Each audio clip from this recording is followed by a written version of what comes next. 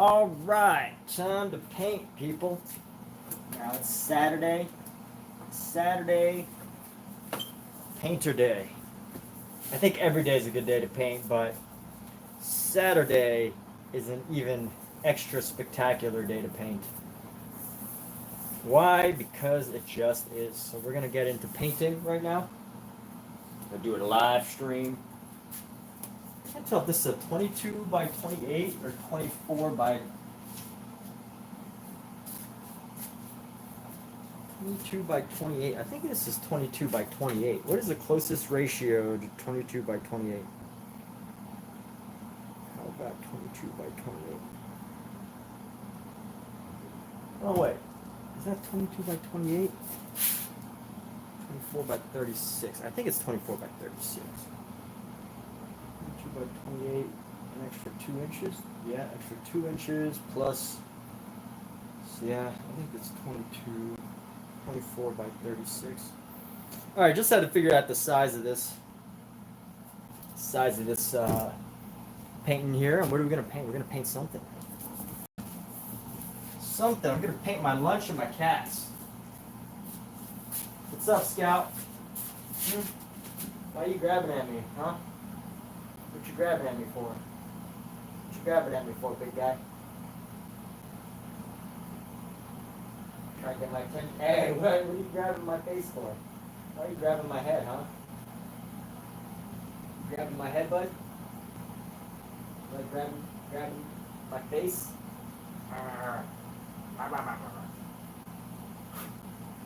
What's up, dude? What's up? How you doing?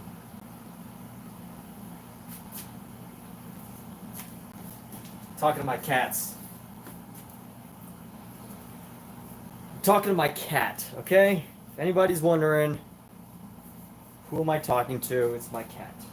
If I'm talking to somebody, it's either my cat,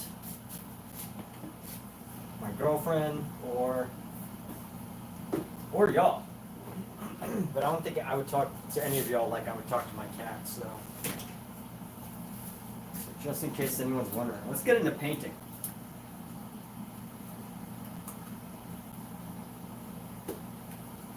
Let's use our gift, the gift of painting, the gift of being able to make a picture out of a picture.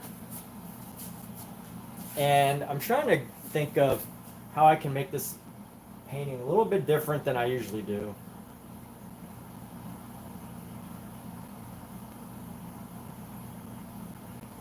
Yo, blue dude. Who am I talking to? I'm talking to my cat, my black cat right here. Look at, you can actually see him in the corner right there. He's saying hello. Look at him. There he is. There's the little guy. Scout. Say hello. Give me a little wave, bud.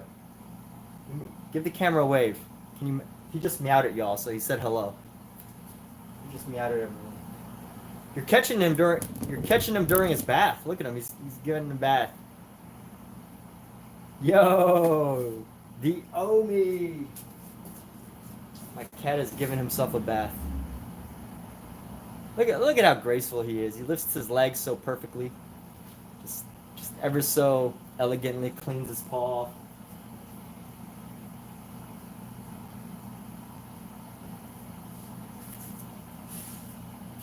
Hey, Scout. What do you want to tell the world, huh? What do you want to say to them? Give me one word. Come on. Say one word, dude. He said,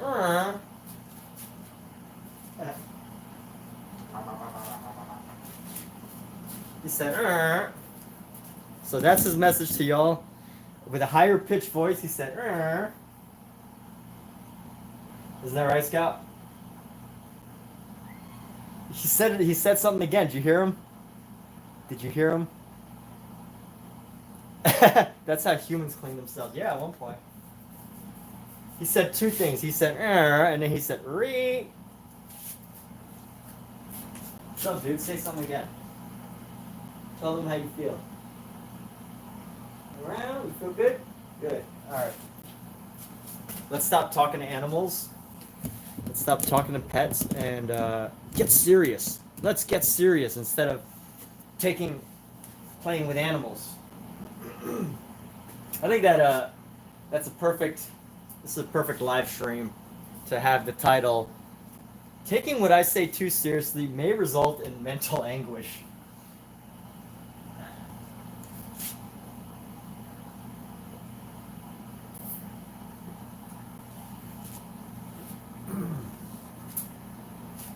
And what inspired that live stream? You know, I like to think of like all the artists' biographies that I read. You know, I like to like discover their secrets, their ideas, and things like that. And you know what? Like some things I think are just better left unknown. You know, just appreciate the work for what it is. As one curator said, you know, once art is made, it's for the world, right? It is for the world. It's not a single person's mind. It's just a creation for the world. All right. Let's go with what color we're gonna do here. We're gonna go. Let's start with a dark blue. Oh my goodness, the blue is already. This blue is already almost dry.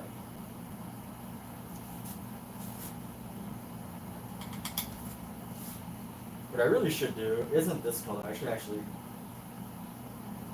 I shouldn't have used black here.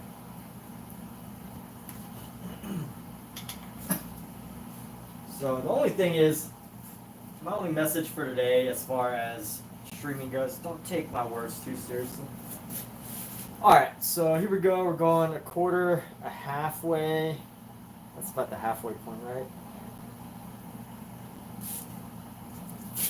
Halfway point is about right there. So cat takes about a third of the halfway point. So third of the halfway point would be right around there. So let's mark his nose right over here. So what are we painting today? We're going to paint cats and food. Two things that humanity cannot live without is cats and food. There may be some humans that can live without cats, but I think in general most humans cannot. We all need cats. Cats are an absolute necessity to the world.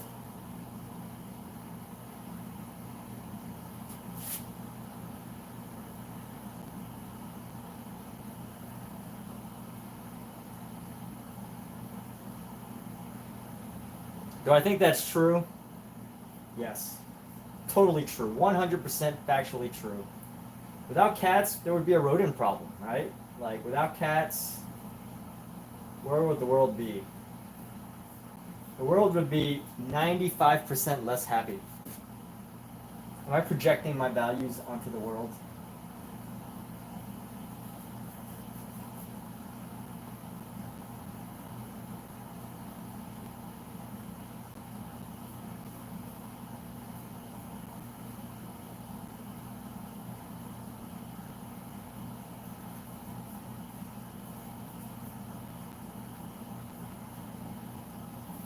You know, this cat's head has to be way bigger because what if I paint this? Why do I end up painting so small? So one. Yeah, that's about right. If I go half and then one up, that's where his nose should be. So half and then one up is. Maybe I just paint way too small.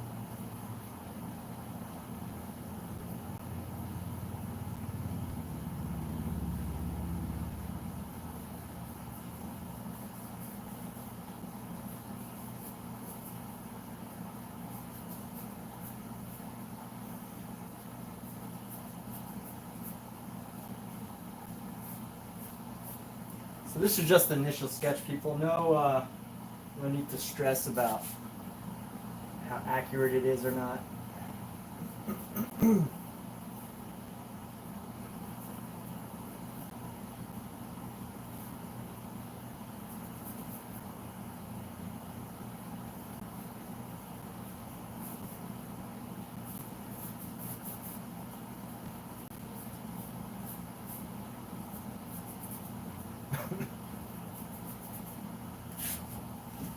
The internet loves cats and dogs, but the people love cats and dogs.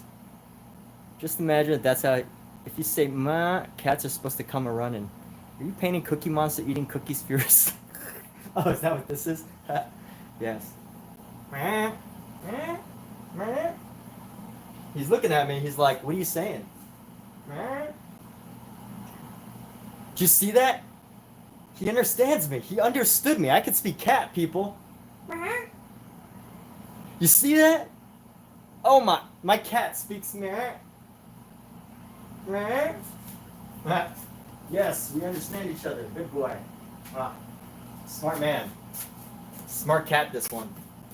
He understands. Him and I can share two words together. Two syllables together. Meh.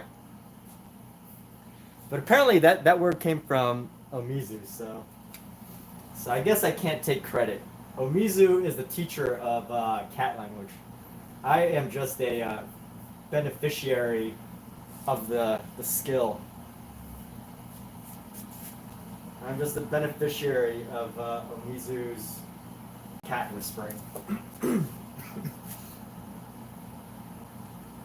But tell me y'all saw that. Y'all saw him respond to me. Could you hear him? I don't know if anybody could hear.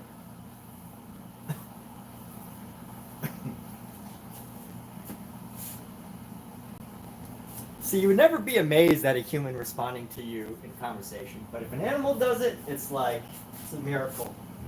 Miracles happen, people. There you go.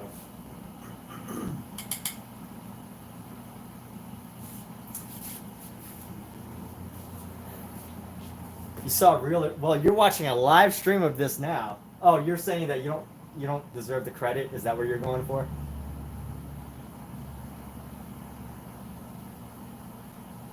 Is that where you're trying to get to?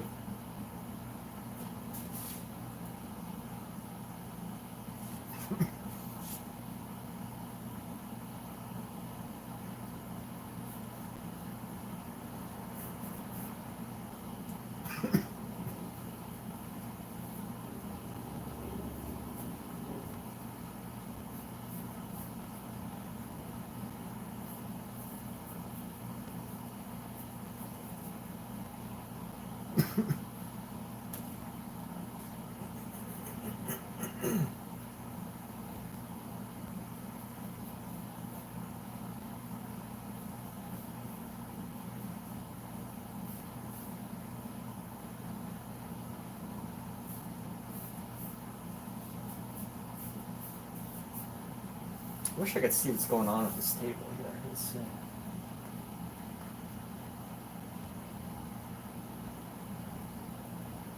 Cat said.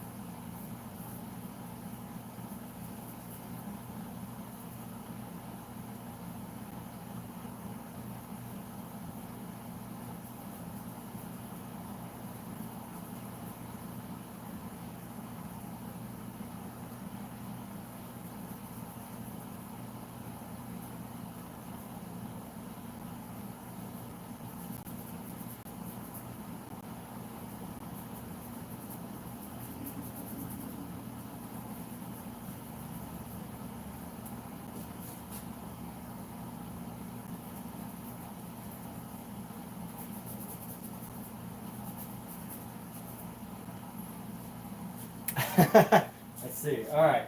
So Mizu, another person who does not take credit, but you know, obviously you learned enough from it that you were able to teach it. So that's what matters. You taught it to me.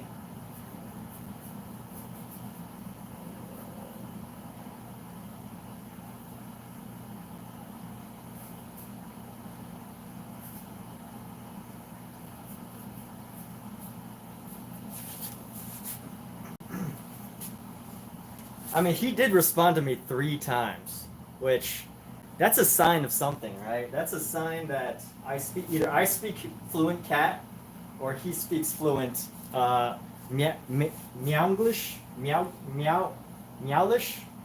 I'm trying to come up with a word that's like cat plus English. So catlish, meownglish.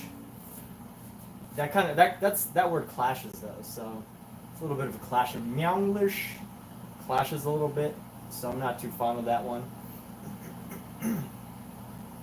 Minglish, meownglish, catlish.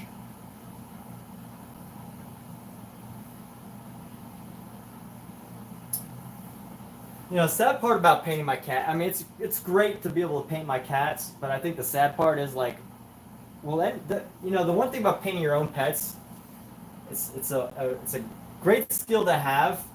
It's a fun thing, so it's great if you're for hobbies. But the sad part is if you want to work professionally, no one is ever gonna buy your painting of your cat. You know, just doing random things in your house. Until long after you're dead. Maybe like, you know, if your art lasts like 100 years or 50 years after you're dead, then maybe someone will be interested in it. But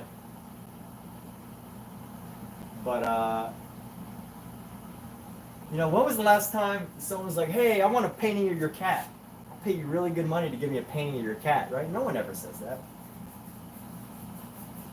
So if you ever want to learn painting and like becoming a professional, I mean, you can still paint your cats as, you know, professional artists. That's all doable. By the way, everybody, I'll be in a show in I'll be in a what's it called? I've got a booth in the Ventura County Art Walk. So if you're in the Los Angeles area and you want to buy some of my art, I know everybody does. I have a booth, the Ventura County Art Walk in September, in late September, so.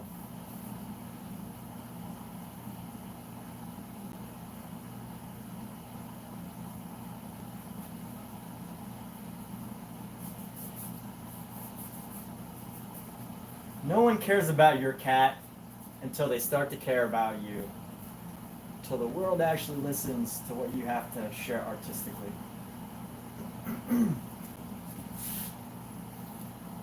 I am a slice of life. Ooh, that sounds nice. A slice of life painter. Yeah. How nice does that sound?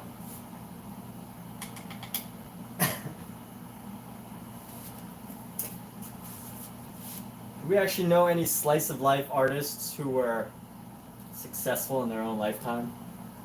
Who thrived off of selling paintings of their own pets?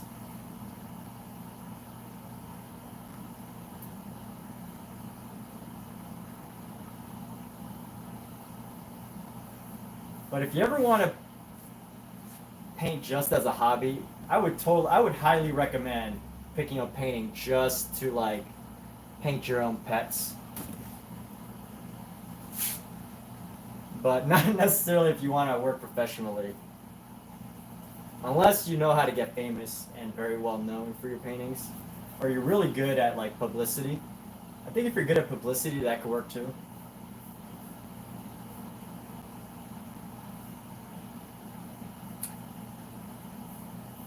But pretty sure the market for, you know, people's personal pet paintings is very, very limited. Very limited.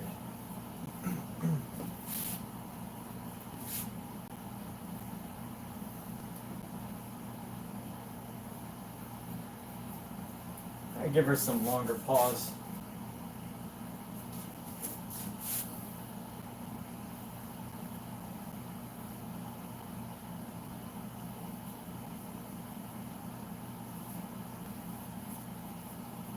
How's that looking?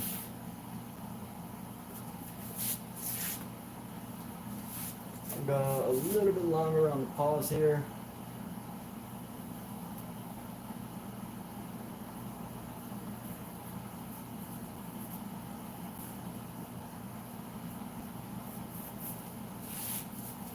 You sold a cat paint of one of your cats because your cat looked like the buyer's cat. Oh, okay. Well, that's cool. Hey, Omizu. There we go. Omizu. So I just asked for a living artist that was successful at selling paintings of their own cat, and well, Omizu, hey, the most successful artist of our time, who was able to sell paintings of their own cat. There we go. we've got we've got a story, people. So let's sketch out everything else, but I'm actually gonna switch up the color for everything else. I didn't like this really dark black/brown to begin with.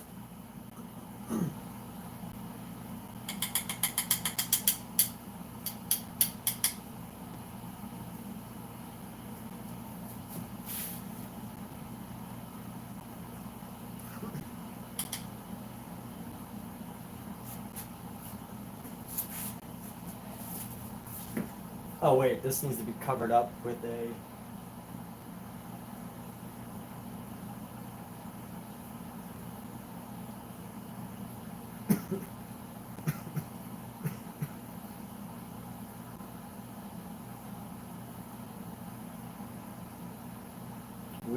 You got questions, we got answers. Ask me any question. Ask me any question, I'll give you a real human response, because we all know that Alexa or ChatGPT can probably give us better responses than anyone could ask for.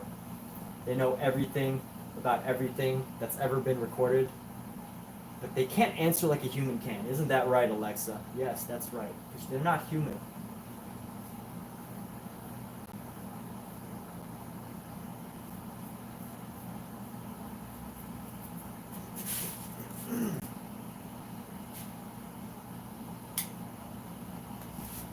So I'm using like a turquoise color.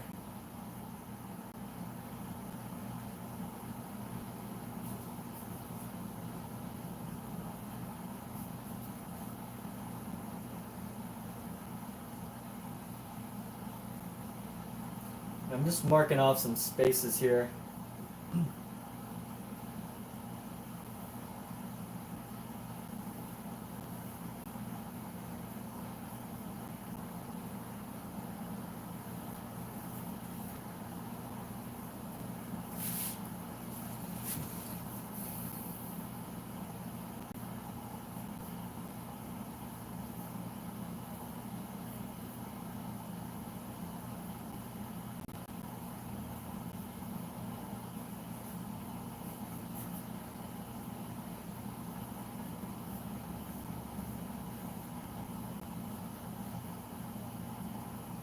Ask and you shall receive.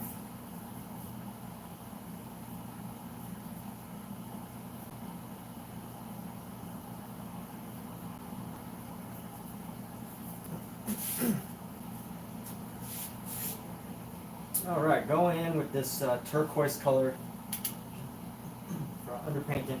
Probably shouldn't, because this turquoise is actually kind of expensive for an individual tube. It's a Series 3. It's a Series 3 Gamblin 1980. So, not the full Gamblin, but as far as tubes of paint go,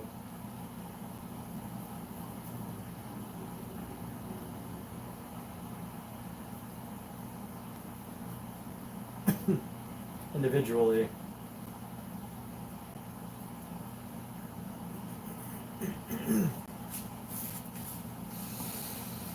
All right, let's go with our final piece here. We're gonna come around, and this is gonna touch.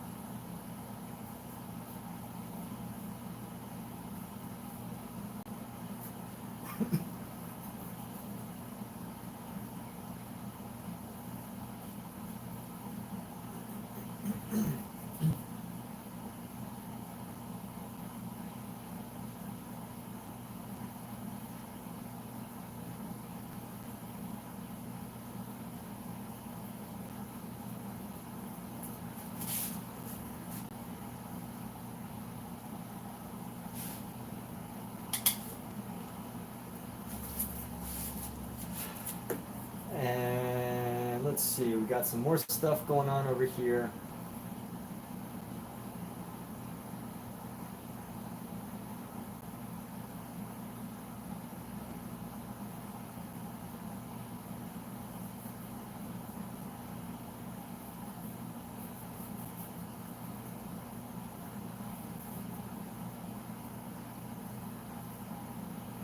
And boom.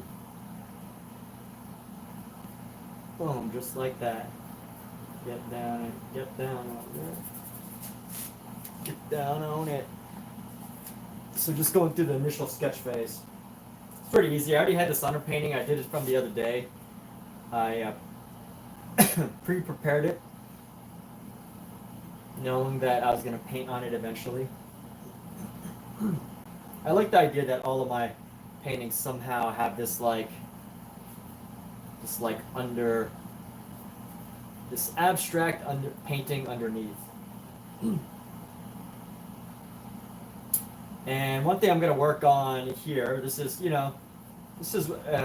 one of these pieces where I'm like, I was asking myself the other day, what am I so afraid of when it comes to painting things? So when I paint realism, I tend to, try too hard to copy the colors that I see. Yet, I really love the idea that the Impressionists gave to us is, becoming a colorist.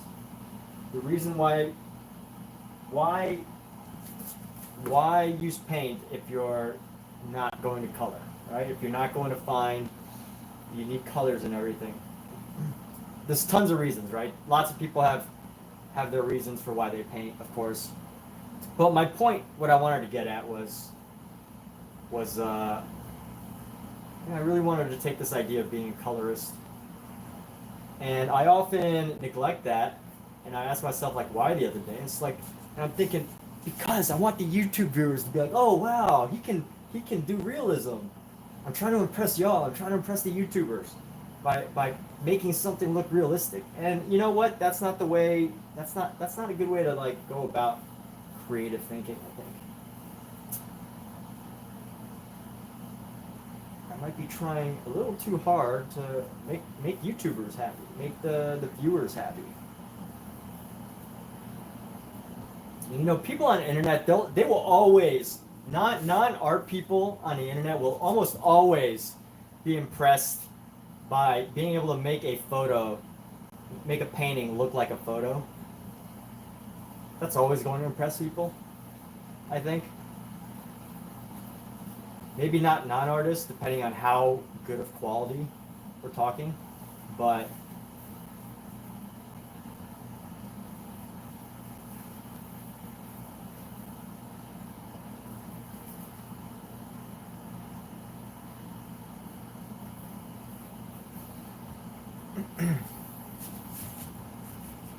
so I gotta stop YouTube pleasing and do some work just to play around with. Just to mess around, just to experiment with. Get some ideas out there. Experiment with color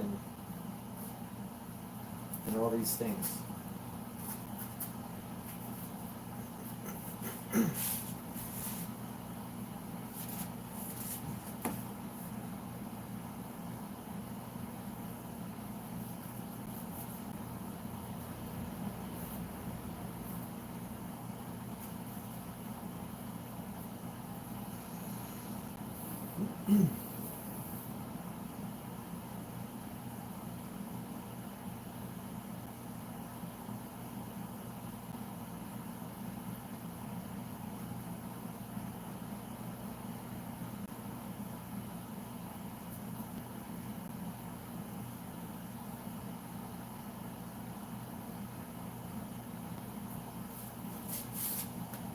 I really want all of you to like me.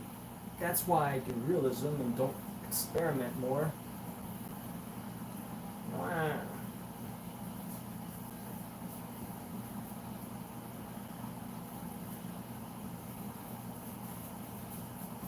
Alright, so here we go. We're gonna paint this. Oh yeah, you know what? This is actually good. good angle here. So let's go like this. We're gonna bring that out a little bit more to the edge of the foot. Let's bring this down.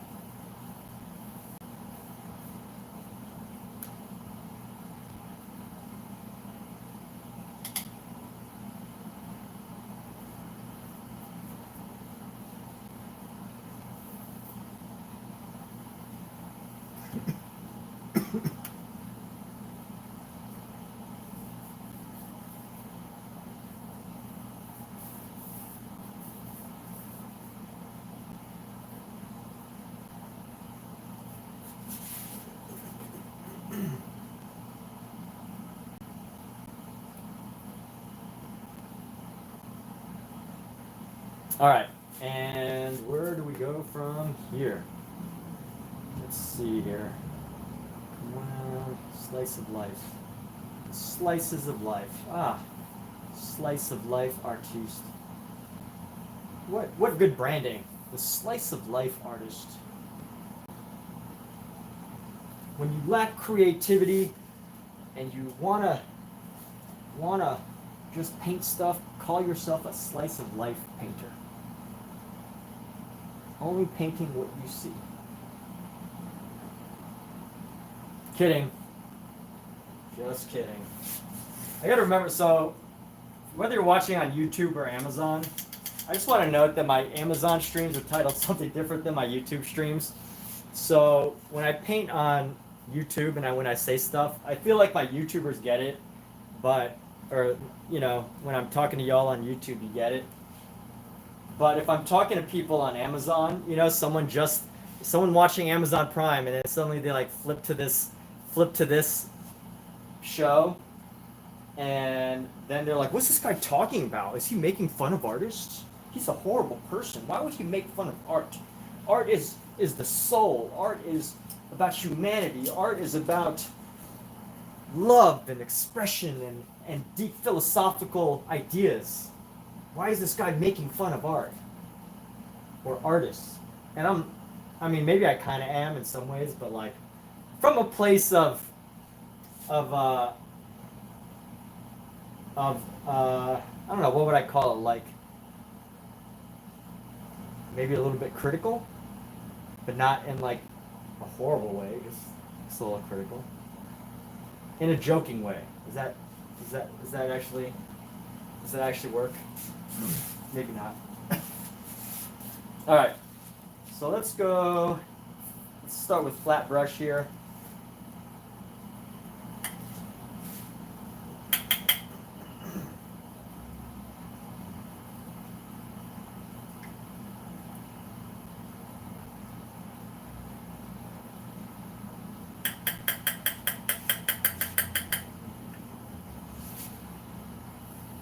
What is srsly? Sound it out, Amiza. What is srsly?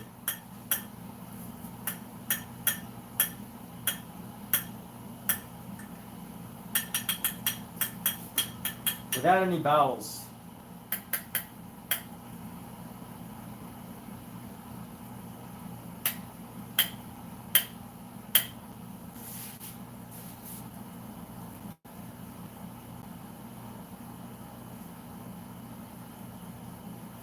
Some may say not taking it seriously means I am not serious about the practice. You know what? I could understand how that would be an interpretation. Cindy, hey, welcome, Cindy.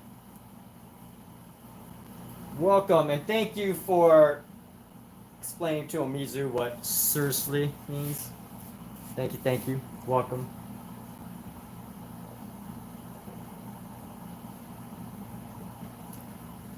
All right. So everybody, we've got some new friends that are unfamiliar with Omizu's antics.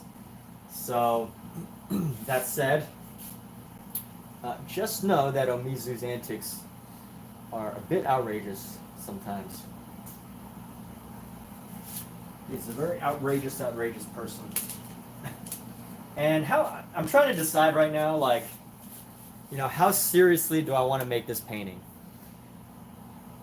do I want to make it in a way where I just like just forget about trying to get color, forget about, serious efforts at technical representation? Should I try to forget about it, or should I, at least go for some realistic shapes? I'm trying to decide between the going for that technical look where it's gonna look representative, or whether I should just have fun. Like, it already looks kind of wacky, right? Like, should I whack it out some more, or should I go for like a serious look? What should I do? All right, give me a sign. Give me a sign, YouTube. How should we do this? I really don't want to fall. You like outrageous? Yes, Mizu. Range is strange, weird, and different. There we go. All right, so that's the sign right there. Sometimes you just gotta give the universe a sign of what you want, or ask for it. That which you ask for, you shall receive. Hey, my cat's sleeping. Look at him. Look at how peaceful he is. This little guy. Little paw hanging off.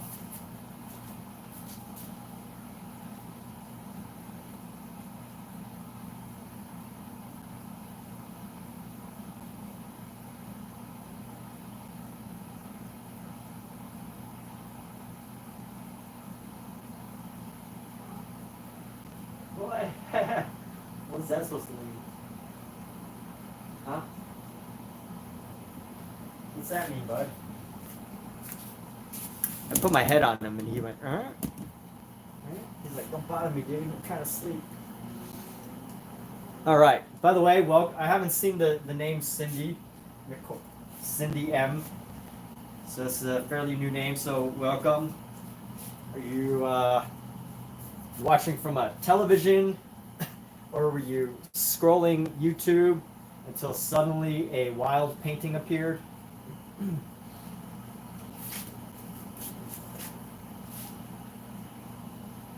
Let's see what I can do. I just want to see what I do without stressing about about serious painting. And let's just see what happens. That's what we'll go with. I mean, still going serious, but like not too serious. Because here's the subject matter. These are two cats who are on my table while I'm trying to setting up my lunch, and they do this all the time. Anyone who has a pet, and I didn't train them out of it. I try to take them off the table when I can, but I haven't really put in the effort to train them out of annoying me on the table when I'm trying to eat. So let's grab, what if I really just take mostly primary colors? Well, maybe slightly off primary we'll go with, and see what happens. We're just gonna play around with this. All right, we're just gonna play around with some of these colors and ideas. What if I don't even bother to? I still feel like I gotta be on brand in the sense of going big detail to small detail.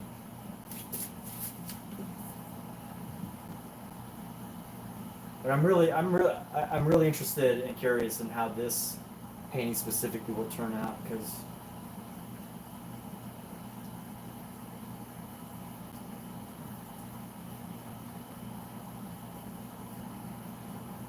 so Cindy, by the way, there is don't take Omizu too seriously. Yes. So I think that is the whole theme of our entire live stream today. I know I go off theme a lot. I definitely go off theme a lot, but the whole idea is when I say things on this live stream, I could imagine some people will like follow my live stream because they actually want to like learn how to paint, and some people are just looking for creative ideas. Some people are just interested, and one guy just said he, you know, on a previous live stream, he just, some people have commented on. Well, I don't want to get too inappropriate with this, but I was setting up a display at a show, and they were talking about my butt. So, I'm not trying to brag here, but I'm trying to say that people are here for all different reasons. And, I think the theme of this show is today's episode, is this idea of let's not get too serious, people. And I think that actually suits this theme. Alright, so let's go like this. We're going to paint it with some loose yellows here. Let's just keep it really loose. I'm not even like, these French fries are loose. Let's grab... I do want to lay down some ochre. The rest of our ochre. Let's lay down the remainders of our ochre. See, that's the dilemma though. Omizu, as he says, don't take him seriously, but take him seriously. So how do you not take what people say too seriously, but also take them seriously? Like,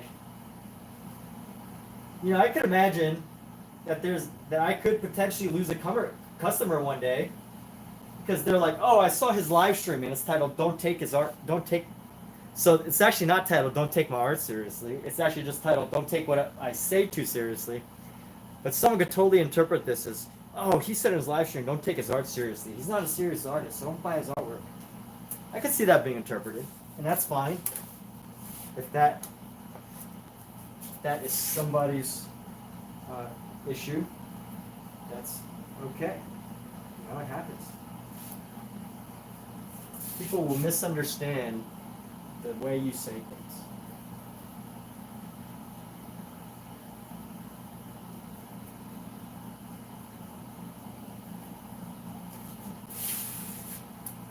All right, and then let's go. I can already see I'm already starting to like try to color match. So I want to avoid doing that as much as possible. And I'm trying to think of how. What I could do, one way, I'm not Omizu. I'm not Omizu. Omizu's Omizu. Oh yeah, no, Omizu has the blue name. He has a special name because not only is he a subscriber to my YouTube channel, so he has a membership. He supports me with a monthly membership. If anyone else wants to, that's great. That would be very much appreciated. But he supports me with a monthly membership, and he's also a moderator. You don't actually have to be part of that membership to be a moderator. Yeah.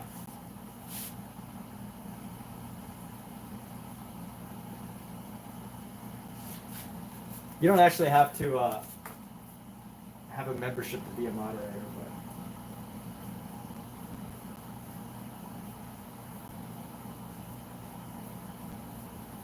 Alright, I gotta get rid of this brush. This brush, I love this brush so much. I could use it forever.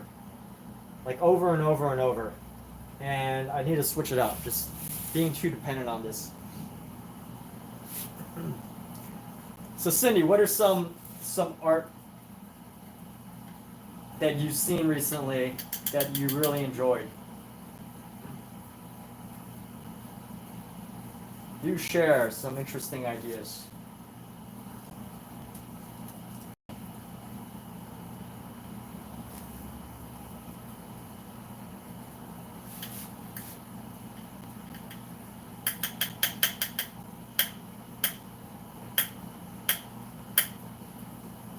Think of this as more of like a creative live stream where you can advertise if you're an artist or a business. If you're a business owner, you can advertise your business here. Just you can even post the link to it or whatever you like. But obviously, if you want to maintain your anonymity, that's great too. You can go ahead and maintain your anonymity. Anonymity. Anonymity. I'm not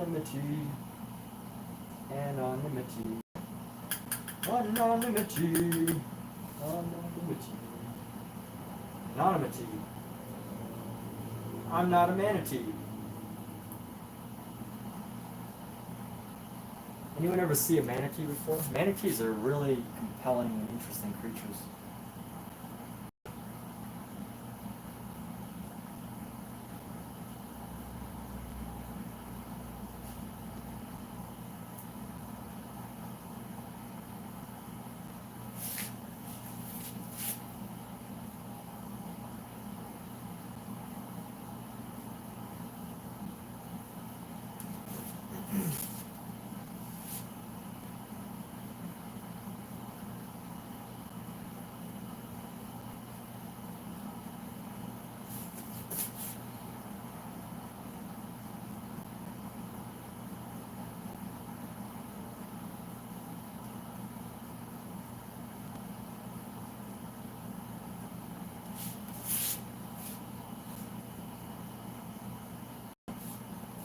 And now, for our next trick, we're just going to paint white onto this section right here.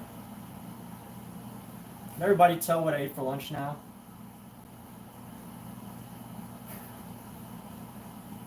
I won't actually show which company. I won't put the company's logo, but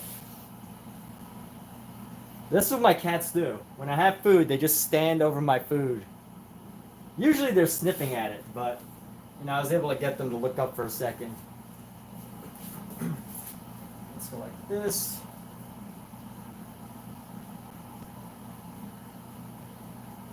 So I guess this painting won't be like too weird, as in like unusual or totally surreal or anything.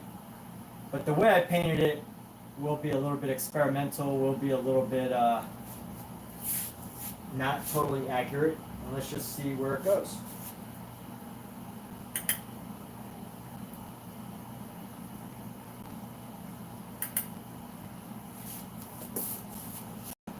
I don't know yet. I can't really foresee exactly how this painting will look in the next couple of hours. But maybe it'll turn out surprisingly good. I can only hope that it will turn out surprisingly good.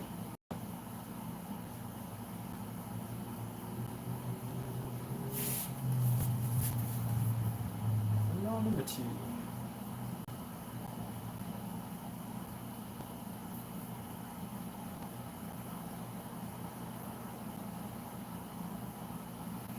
All right, and then we're going to come down here.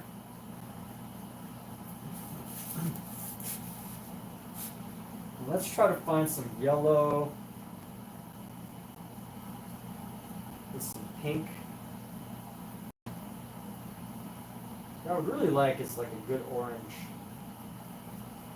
Actually, this is going to be a little bit darker than I want. But you're really liking learning liquid pour. Oh, nice. And making creative cells. You're not either. Yes, they are. Paint and sculpt Mickey D's. Ah, close. You have a depth perception problem? What do you mean? How would you describe those challenges that you're having? Sometimes these challenges end up making you great at art, because I had this friend who was actually colorblind. He was a colorblind digital artist. And you know what? I gotta say, he made some amazing value paintings. Like, although he often got his colors wrong, he would always just have an amazing time with his values. The dark and the light spaces.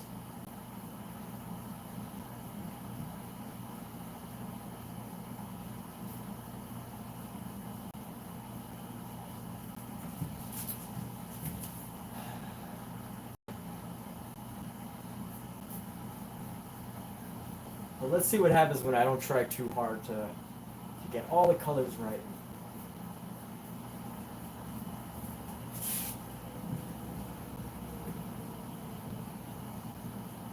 Oh. When you paint, you can't. Well, do you have? So this is only optional if you're over the age of 18. If you're under the age of 18, you don't have to say anything. Even if you're over the age of 18, don't say. You maintain your privacy. But if you want, we can pull up your Instagram and talk, look at your work. We're not even going to talk, we don't even have to like have commentary. But if you just want to show off some of your artwork, feel free to let me know. But this is only available if you're over the age of 18. If you're under, then, you don't need to tell us due to privacy. But I'm happy to plug your Instagram if you're over the age of 18. To plug your artistic Instagram.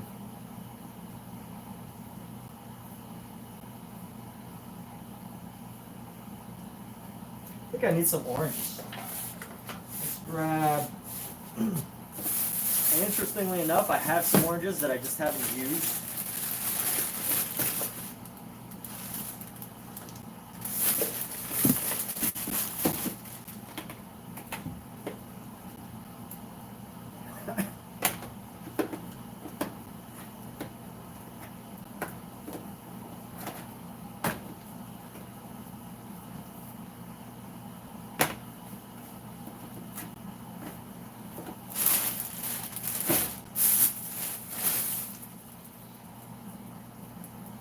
Oh, you don't do Insta? I'm a shallow painter. Yes, very shallow. Very shallow indeed. The depths of my soul are readily visible. I bear it all for all to see. That's what he means by shallow. It's just so on the surface. You can see it. I'm an open book. I'm an open book.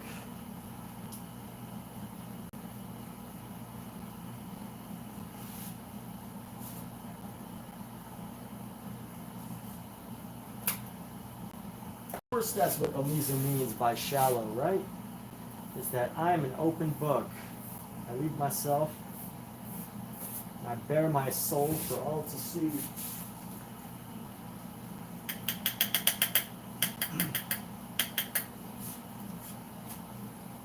I don't show a huge depth of field in my paintings. Oh. Yes, depth of field. I mean, depth of field really just comes from what? Placement of objects and like using good shading and stuff. Or is it, what's the consensus there?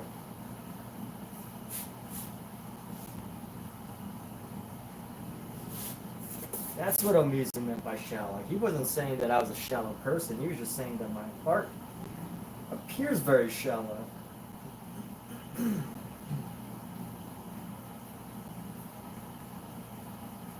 I've said too much. Most people say too much and think too little, like myself.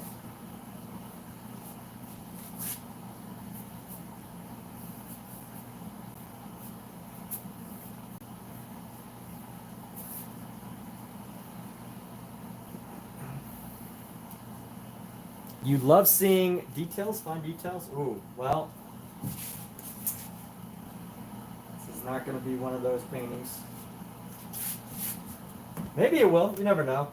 You never know how a painting can change over the course of years. Maybe I add to this painting, maybe I don't. We'll see. So just adding the reds in right now, or ketchup.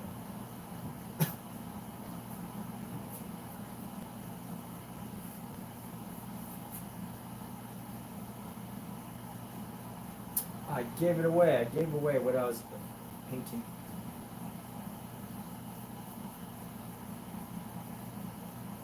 Forgot. Don't catch up.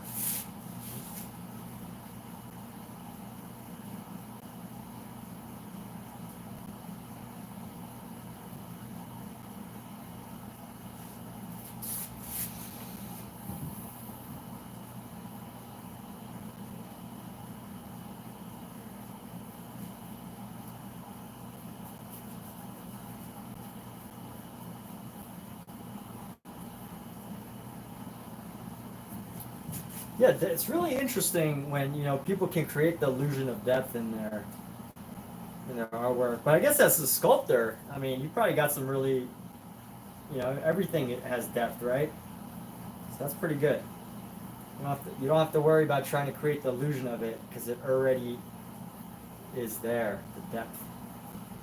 Just got to worry about your own, ability to manually create something, which is awesome. I've been wanting to get into more 3D, three-dimensional stuff. Not 3D as in like digital, but like 3D as in like working with actually filling space. Not just filling wall space, but actually filling space.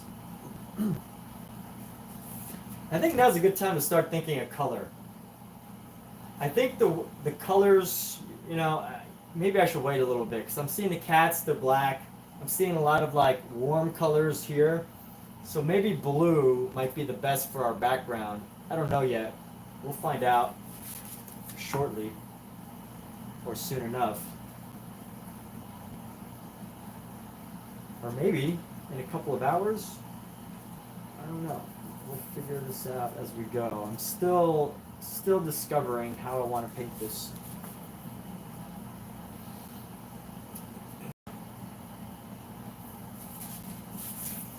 All right, let's bring in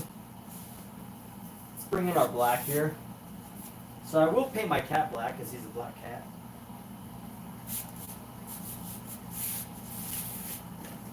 That's ultramarine blue.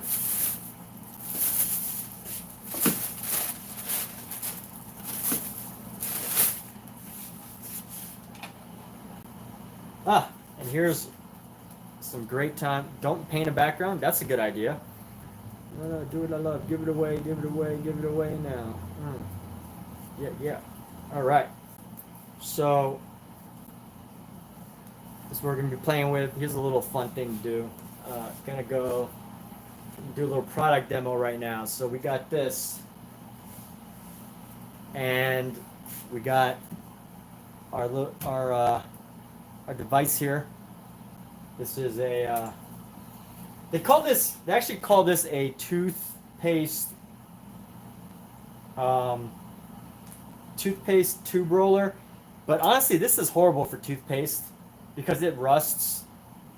So that's my review of this. It's great for paint tubes, most paint tubes, but honestly it's really bad for toothpaste because whatever material it was made out of, it was not designed for very wet bathrooms.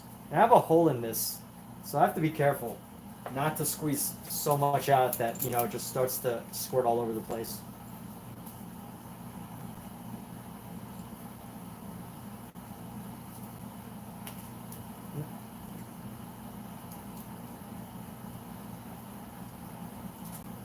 There's a little momentum to get started. And by momentum, I mean squeezing that first little bit so that you can get a grip on it. There we go. Look at all that paint squeezing all the way to the top. There we go. To the top. Look at that. Alright, so that was just a little demo. But we're going to go pop it open and then add this paint.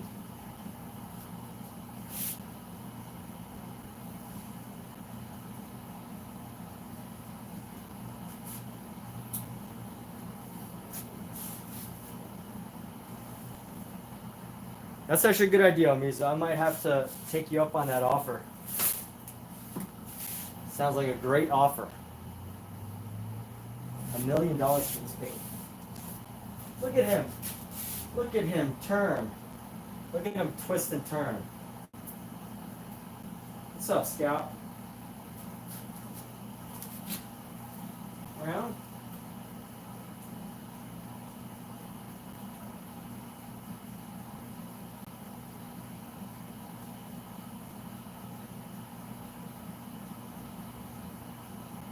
What's up, dude?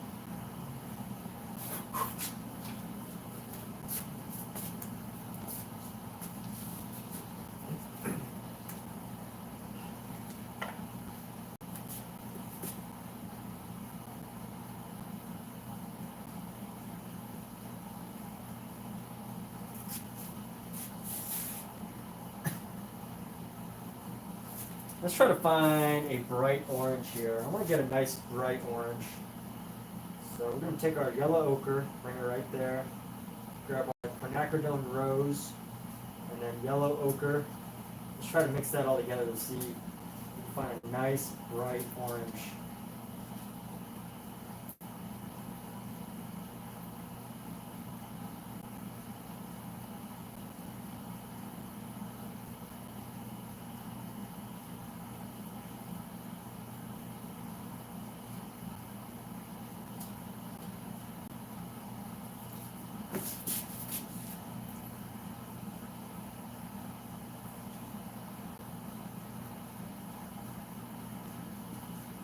I have a hard time mixing oranges. You just end up getting like this fleshy color. So I'm just going to lay this down for now. I probably need more red. This probably needs a bit more red. We can add that later. Let's just add the details for our bun here.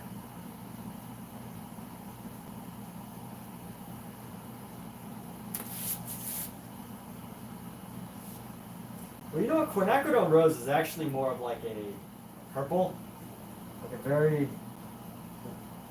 red purple, as opposed to a true red, which I think could really pull a yellow. So those of you that don't know what I'm talking about, let me just share a little bit. So the idea is that, you know, when you mix colors, you know, red and yellow make orange, yellow and blue make green, white and black make gray. You know, when you mix colors, if you mix complementary colors, aka you mix red with green or yellow with purple, or what's the other one? If you mix any of those colors, well, I guess those aren't complementary. Yeah, they are complementary. But if you mix those colors, what you end up getting is, if I'm mixing yellow with red, I'll get orange. But if I'm mixing yellow with purple, I'm going to get a more neutral color. So I think that's really the issue, is I'm trying to mix a quinacridone red, which is a purple red. And, you know, I think what ends up happening is it neutralizes the color a little bit as far as its ability to show the orange. So it makes it a little less, more of a neutral orange, I guess. That's my theory. I haven't confirmed it with a color scientist yet.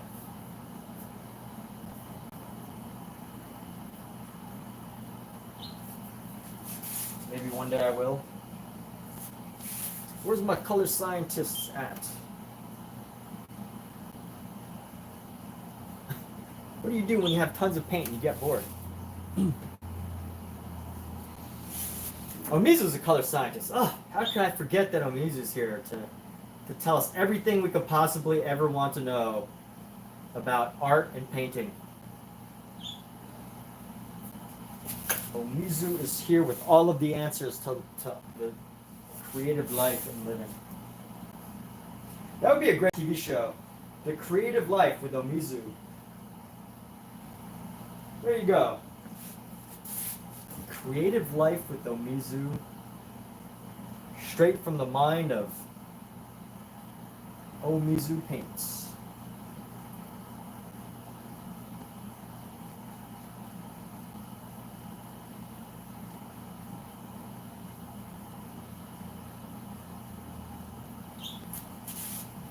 Okay, let's bring in some other colors around.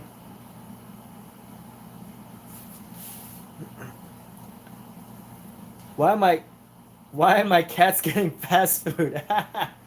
Why are they getting fast food? Laura, when was the last time you were able to say no to your cats? Do you have cats? Are you actually capable of saying no to them? I can't say no. When they ask for Burger King, I just have to go get them Burger King. Okay, it's not for me. I would never eat Burger King. I would never get Burger King for myself. But when your cats ask for Burger King, you know, you kind of like just have to give in. Otherwise you'll feel guilty. I would never eat Burger King. I did it for my cats. Can't say no to cats. Never. You know what they would do to me? They would wake me up at 4 in the morning instead of 5 in the morning. They would pounce on my stomach and knock jewelry off the table if I didn't get them Burger King. Yeah, you know, I'm not a good painter of clouds either. I am not a good painter of clouds. I don't paint clouds. I try sometimes, but... And you know what? I think the main thing is, like, I haven't really put the effort into it. And I really think that anyone who spends enough time can learn how to do things. If you spend enough time, you can learn how to do it. That's the secret to anything. Put in the time, the energy, put in consistent, dedicated learning. You could figure it out.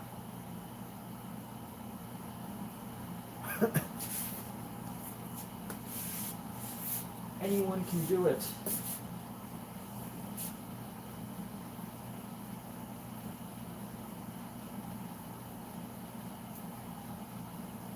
Anyone can paint their cat.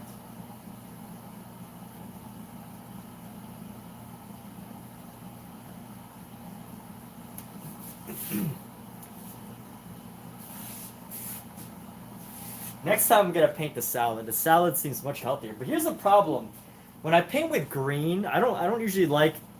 Well, let me take that back. I said I don't usually like, but I do it all the time. So when I paint in plein air, aka outdoors, so much of it is green. And you know, when I do my paintings of like lush forests, sometimes I'm annoyed at the fact of how much green I use. Even though that's what I see, I always feel like I should do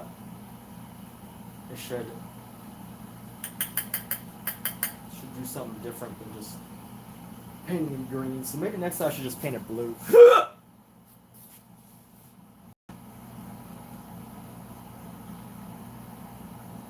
I don't have the patience. Cindy wants to paint. Yes. Painting is awesome. I mean, charcoal, all that's pretty amazing too. I personally have only done charcoal a few times.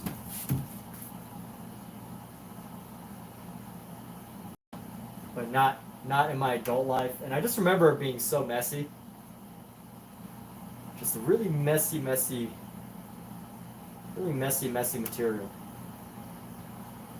Like even messier than paint, because you know paint, it's got a thickness.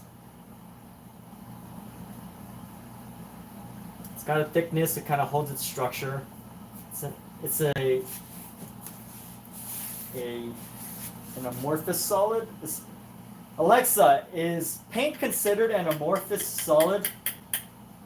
Academy.com. It is referred to as an amorphous solid. Ah, paint is an amorphous solid. I don't know if she's actually saying the truth or whether she made that up.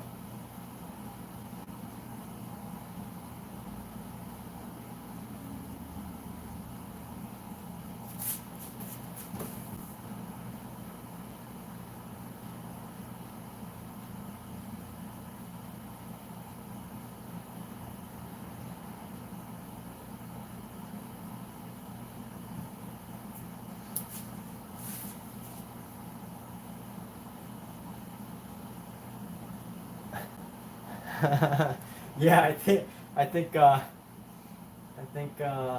Alexa's just trying to make me right. Like not all paint is amorphous, but like I feel like if I just took oil paint, just left it hanging from the tip of a brush, it would just sit there, it wouldn't deform. And I think that's the definition of an amorphous solid is it doesn't necessarily deform.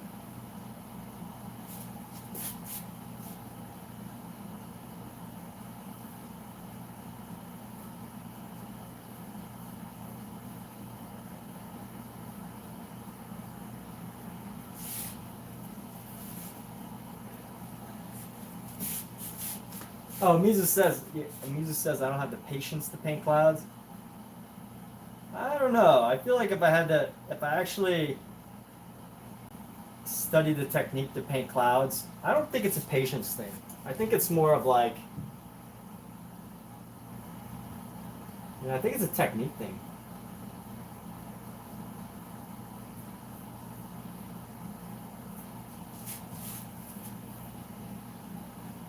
I would disagree with the patience thing, not because you're right or wrong about me not having patience or whatever, but because I don't think painting clouds actually comes down to a patience thing versus a technique thing.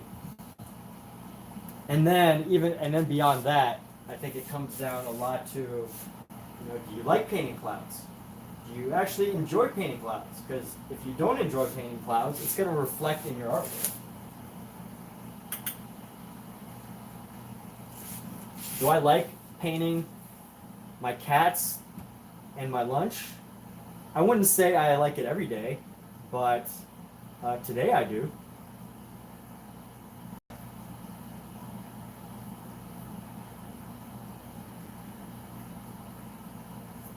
But welcome, Laura. Welcome. So the poster board size ink drawing. Wow. Lex has gotten smarter.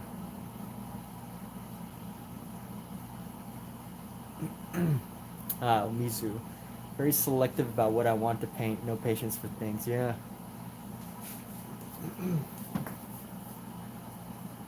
Yeah, you could say that.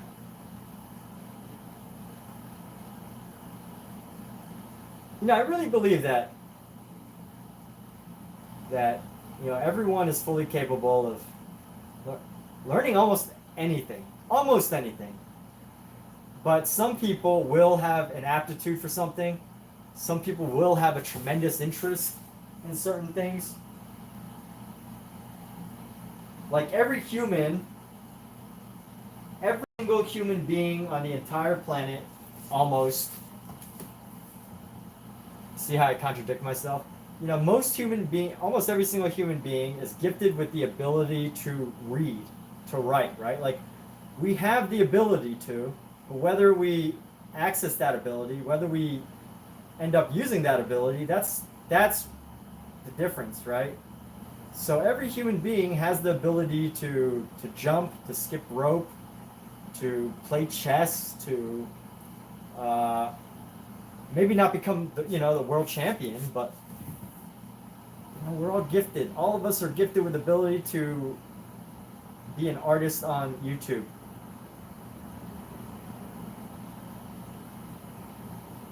And we all get to pick and choose where we put our energies.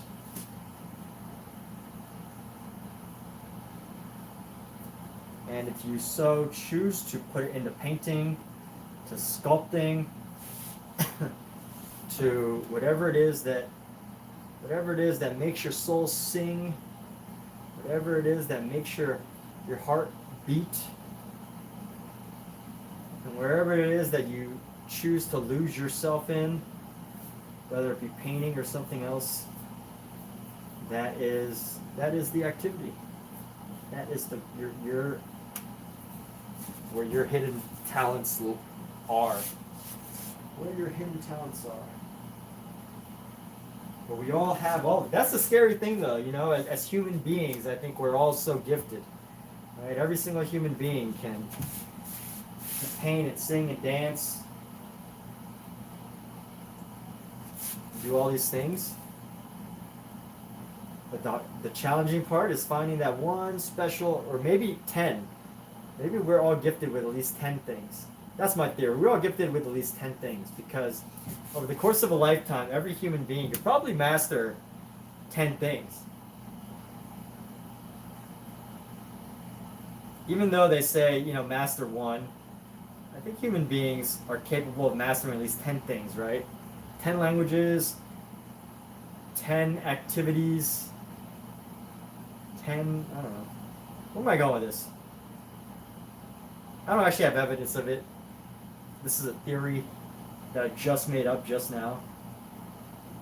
And it sounds right, but I'm open to hearing any arguments to pull me out of this random motivational speech I'm trying to have, because I'm already starting to lose track on painting. Find your gift. There we go. That's it. That's the moral of the story. Just find your gift. Find your gift. Doesn't mean you change that. Focus on creating an image, and how it's done is typically overlooked. But if you just enjoy the act of painting, then the rest will be effortless. Omizu, do you want to steal my audience? Okay, Omizu? Are you trying to out-inspire me? Out-inspire everybody? Alright, everybody. Why don't we all just go watch Omizu's channel? Apparently he has smarter words than me to say. Everybody just go watch Omizu who paints. He's got a YouTube channel.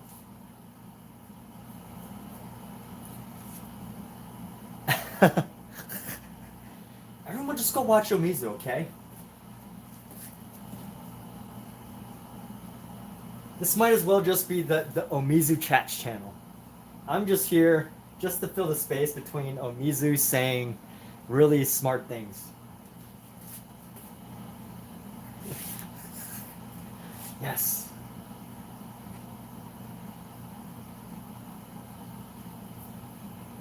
Alright. That's enough. Enough joking or sarcasm from me. Too much sarcasm.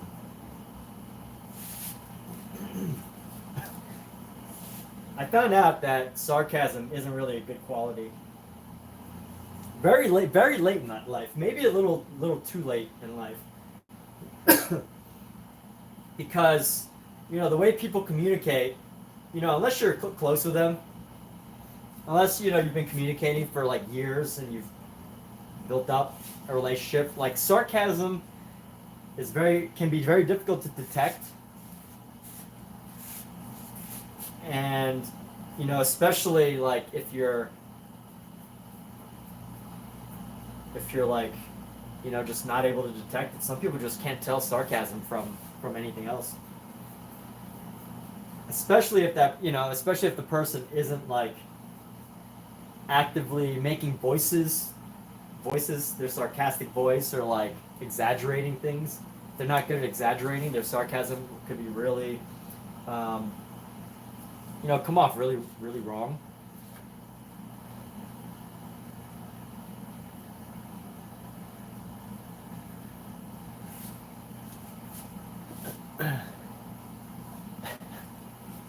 It's all good, Omizu.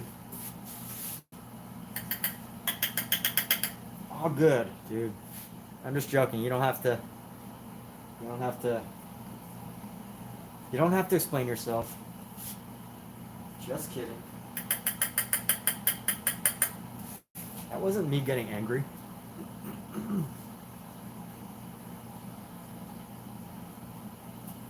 No. I'm not upset.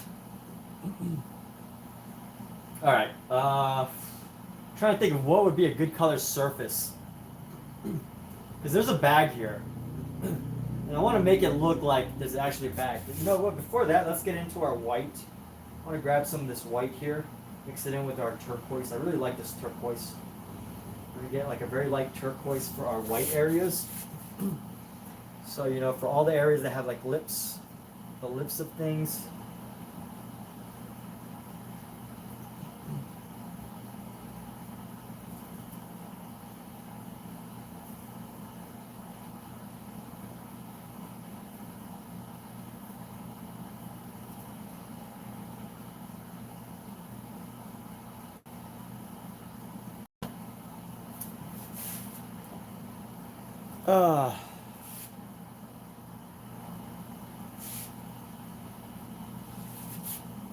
Let's see. There we go. Boom. Let's add a little bit of highlight right here. Let's see where this can go. It's actually looking kind of good. Kinda. It's looking kind of good. It's looking good. Looking good. I'm trying to think of what my acting teacher would say, because so in my acting school, I studied Meisner, and I don't know if this is a Meisner thing or just my teacher thing, but my acting teacher was very opposed to the word kinda. It's a very weak word, weak language.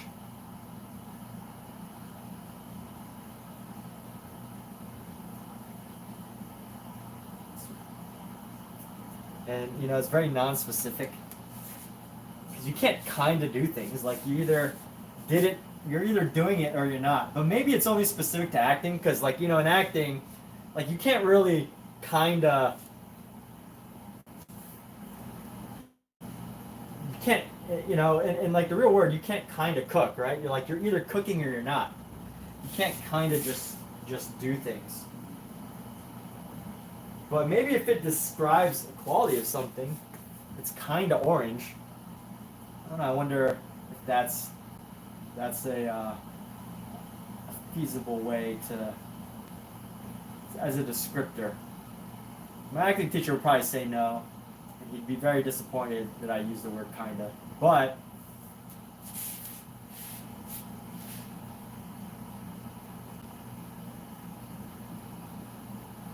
Cindy says, "Don't do anything funny."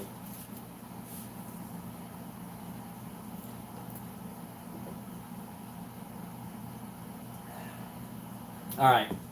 I have to be careful. I must be careful with my humor.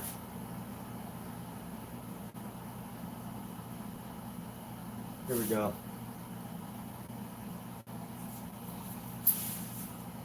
Let's go like this, and we're gonna add a streak of red, just a hint at the red here.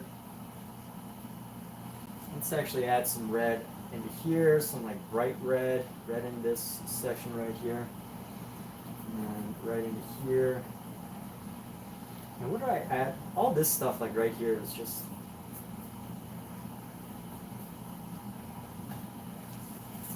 it's actually coming along. All right. What do I paint? What do I paint underneath? I don't, so here's my dilemma is I don't want to lose these warm colors. So, you know, we got these like reds, yellows, but I also don't want to make it too unrealistic. Reds and yellows. What would go good under red and yellow? And I don't want to lose them with a dark brown. You know, I should just paint my cats and come back to this afterwards. Sometimes it's good to have lots of things to paint, and then when you come back, you can decide later. So that's the strategy I'm going with for this. I'm going to use a different brush for my cats. I'm going to go with a Rosemary & Co. Alright, now I can. I'm gonna go with the Rosemary & Co. brush right here. This is a Filbert Series 278, which I believe is made out of badger hair or like some really nice hair, very fine animal hairs. And you know what? I got a black cat, but I'm gonna paint some of him white. Let's go. No, I don't want it too white. Just a little bit white. Off-white. Let's go like this.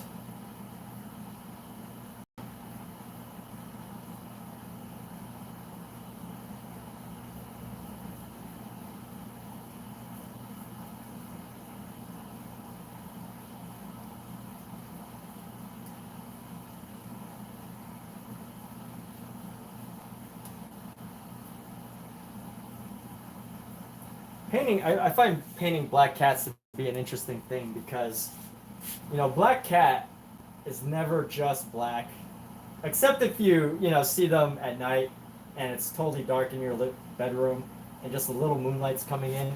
But besides, I use, what are those words, like all, everything, always, never. There's a rule, like you should never use those words.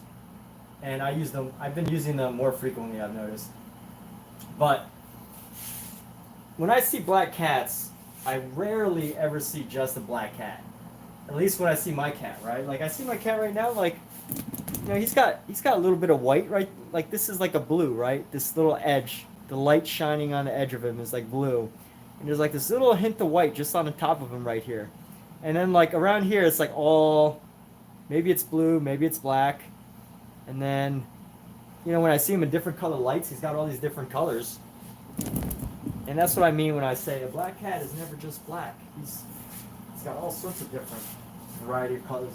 And if you look even closer from where I'm standing, he's got blue, he's got some pinks, he's got some reds.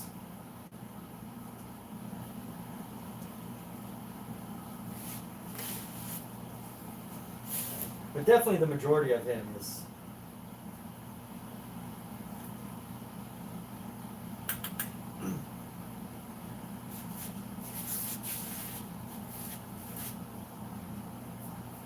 And you know what? Black cats just blow my mind, because how does a cat gain that color, right? Like, how does an animal, like, obviously,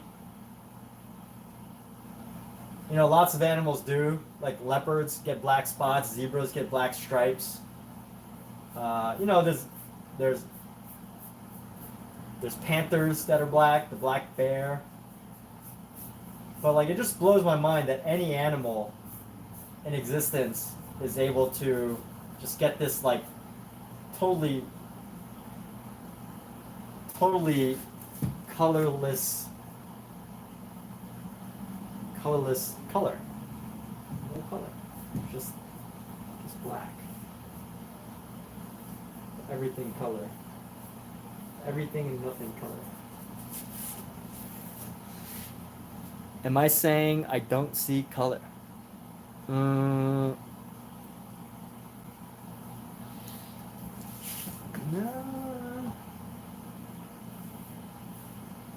I don't know if that's what I'm saying. But if that's what you interpret, that's cool.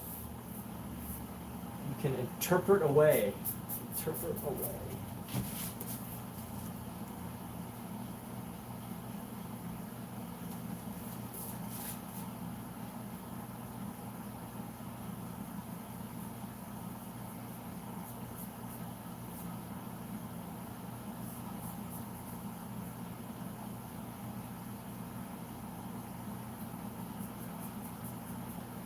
Interpret my words however you like.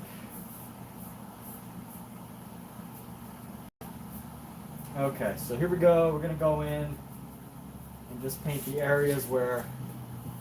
So these are siblings, but one ended up being a turquoise or tortoiseshell, and the other one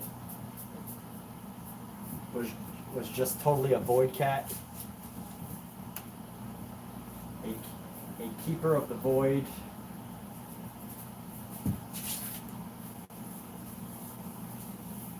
I don't see jokes. If I look very closely at their fur, it's very dark shade of brown. Is it?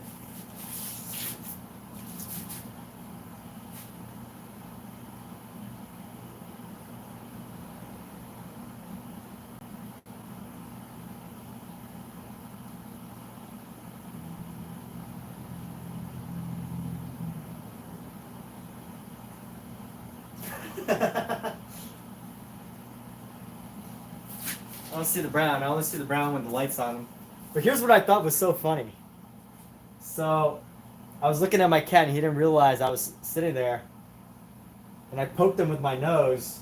And he like looks up and he's just like, what the heck are you doing here?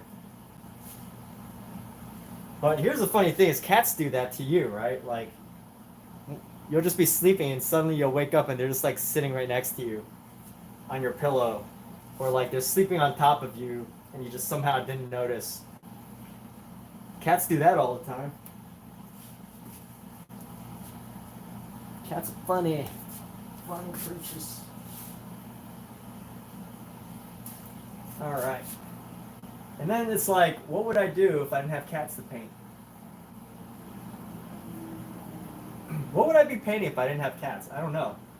Maybe something that the world might enjoy and buy. I don't know. We'll see. This is going back to what I was saying earlier, how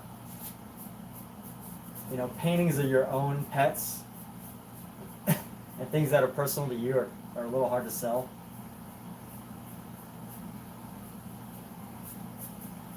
Or harder to sell.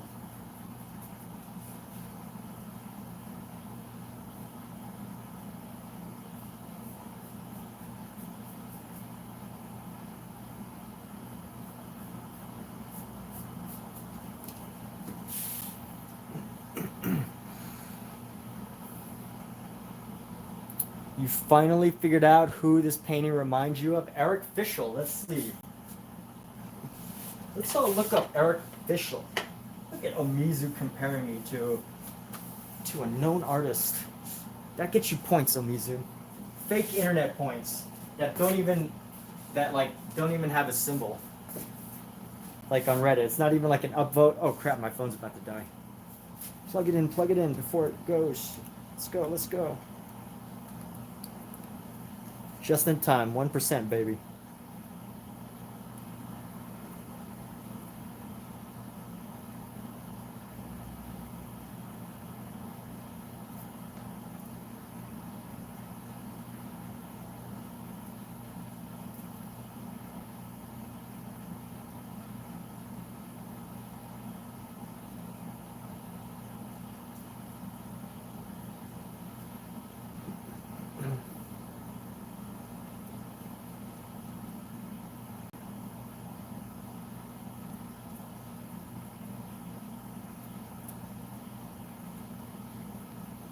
Eric Fischl.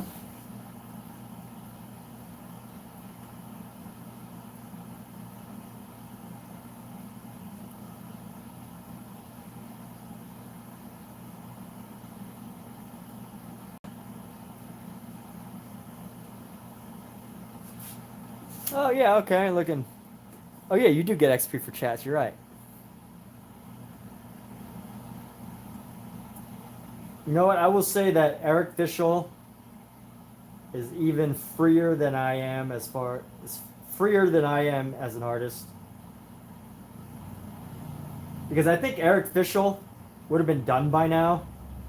Like, if I wanted to go for Eric Fischl's like super loose style, I'd be like, okay, I'm done. Maybe a couple more details and then call it a day. That's another reason, by the way. Now that I'm thinking of it, one other reason that I don't paint as loosely and as like creatively or freely as I would like, or as I'd like to experiment with, is just this idea that I can knock them out so quickly. Like, sometimes the beauty of oil painting is the fact that you need multiple days to really build up color and ideas, and you have the opportunity to like fix things. And sometimes I use that. I do that mainly because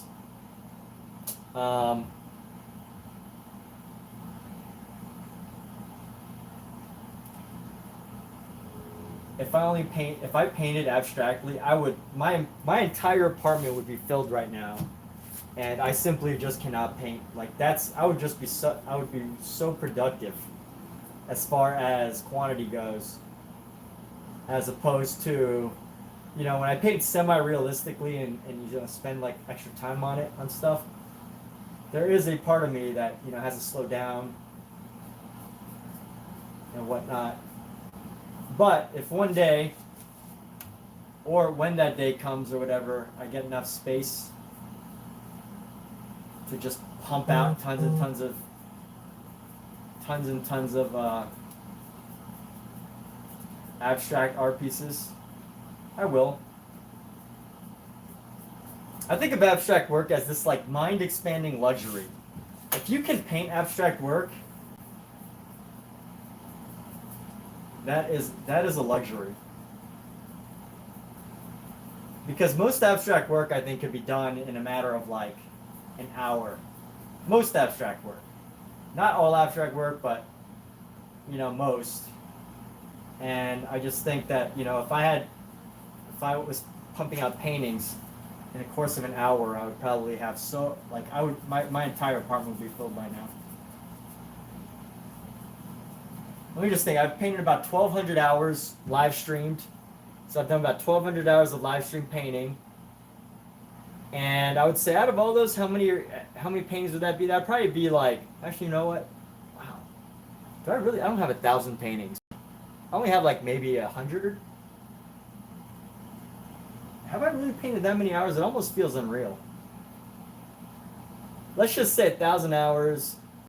A lot of streams take like 4 or 5 streams? No way. I have not done 1,000 paintings. Definitely not even close. Let's just say on that end, I've had 200 paintings. And that includes really small ones too, right? Like 4x6, whatever. Let's just say I've done 200 on the low end or the high end. If I've done 200 paintings, if we quadruple that, yeah, about 800. I would have 800 paintings. If I was totally just going abstract, I would be able to pump them out so fast.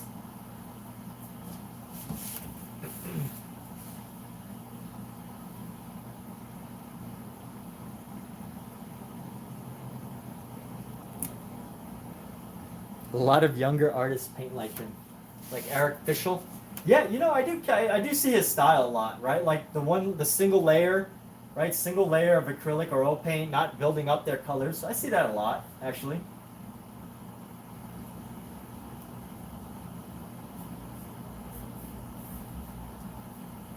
I actually see that quite commonly.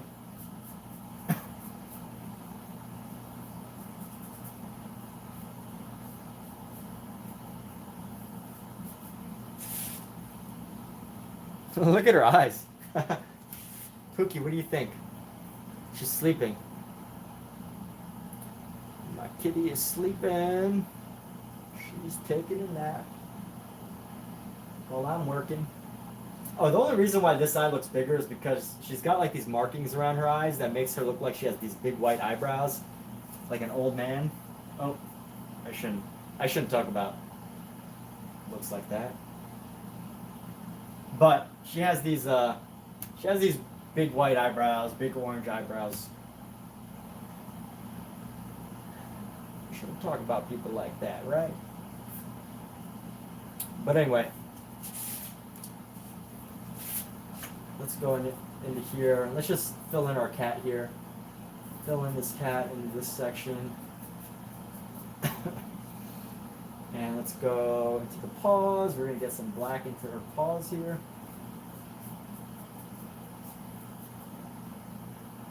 Get the tip of this other paw. And let's bring some of this white ochre color. I think Eric Fischl, if I'm looking at his work, his work's a little bit more accurately depicting, I think, maybe. Or maybe it's not. Maybe mine's actually this is pretty accurate considering what I was going for.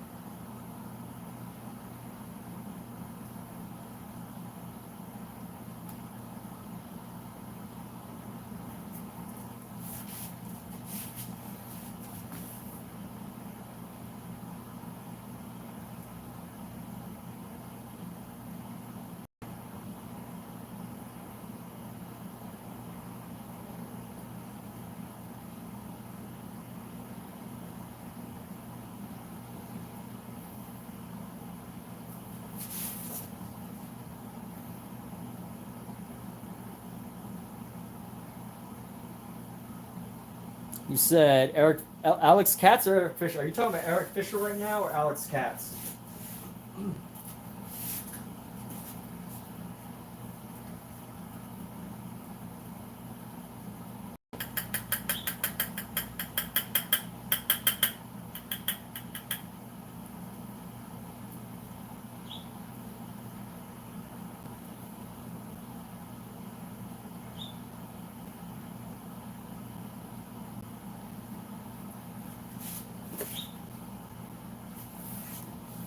Multiple sources of imagery. Yes, I can see that. All right, let's go. Let's grab our dark blue here. I'm gonna come around and create this ring around the straw here, just to create our dimension.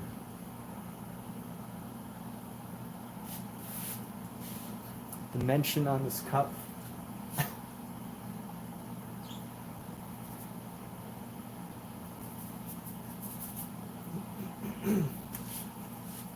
And sadly, I still haven't decided on what color I want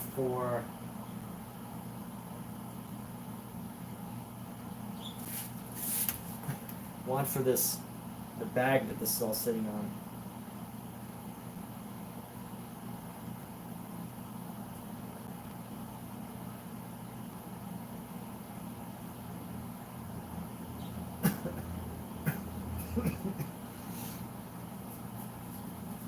Here's something I would find amusing. Imagine if somebody was like, "What are you painting?" Then, but not from the perspective of they can't figure it out because I'm so bad, but they can't figure it out because they've literally never seen like a plate of fast food before. Like if someone has never seen, been to a fast food restaurant, has never seen any of this laid out, never seen like a cup of, and this obviously. This wouldn't happen in modern society. Surely everyone has seen something like this. But just imagine someone who has never seen any of these things before. Maybe like they grew up in a monastery or something.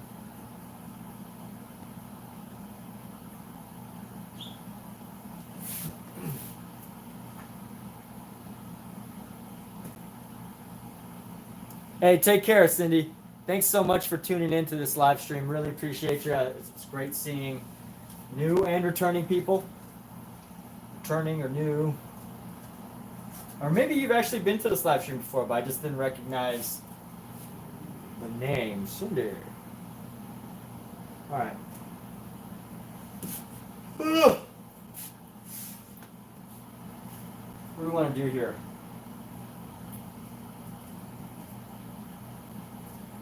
Let's go with a nice big brush. Gotta make dinner. What time is it? Is it really getting that late? It's Saturday. I think my images are very narrative without being very explicit. Oh! Hey. Dude. Can you expand further on how you mean that, please? It's a request. I'm curious about how you see my last two portraits. The guy and the woman in the park with her dog? Or do you mean the girl on the garbage bag? Son Diaz.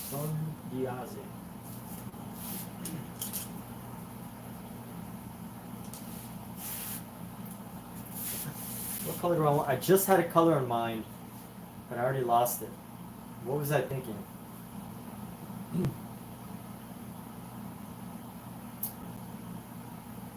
I was thinking a very muted red. Let's grab this, place it on our red, grab our yellow, place it on our red.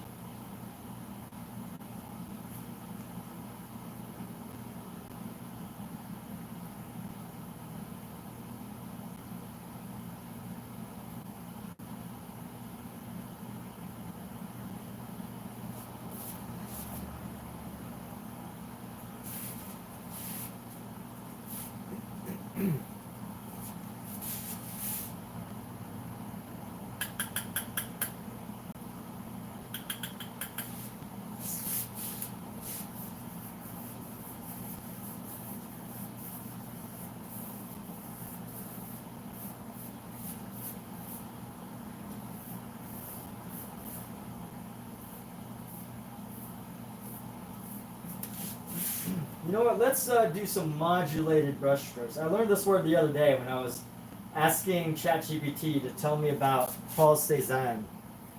And he was saying Paul Cézanne is known for using modulated brush strokes. And I really never got the exact definition of what that really means, but I take it to just mean that he changes up his brush strokes. He modulates them. So I guess he has a rhythm, but he also changes them up and switches between various brush strokes. So what do I want here? I want some. Let me grab a yellow. I bought some of these really great yellows here. We've got our Charvin medium French yellow. This came in a pack of 5 big tubes of yellow. So I've got so much yellow right now that I need to just use some. Gotta get rid of these yellows. So much yellow.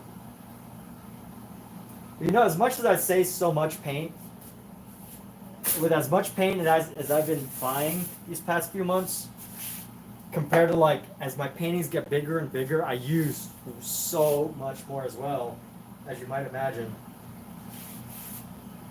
It constantly reminds me of just how dang much more paint you use when you're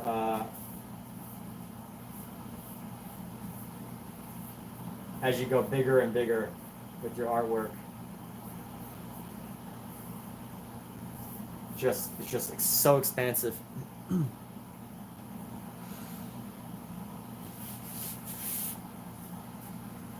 Not making your paint look too robotic. I mean, that's like our future, right? I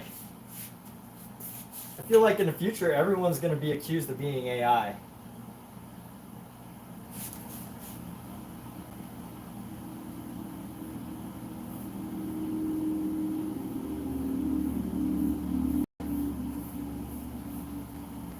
Or everyone's art, even if it's hand painted, because I've already seen this thing of where this machine perfectly sculpted somebody based on a couple reference images.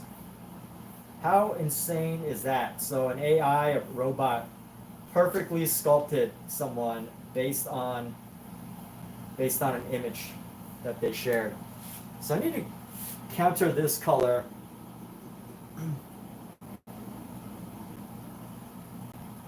I'm not really liking this. It's kind of in a way, pulling away. I don't really like the contrasts that I'm getting. Maybe go with some turquoise. Turquoise will save the day. Let's see if turquoise can save the day.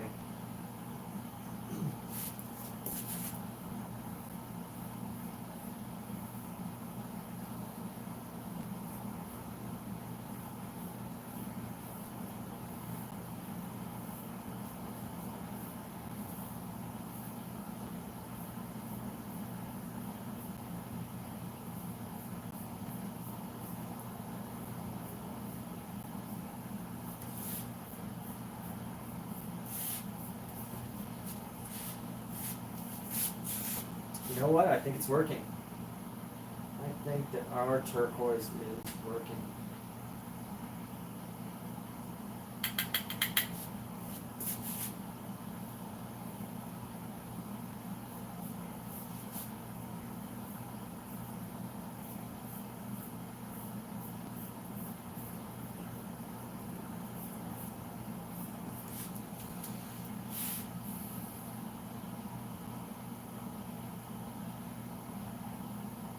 You were taking away from the orange in the background. So this is like a salmon.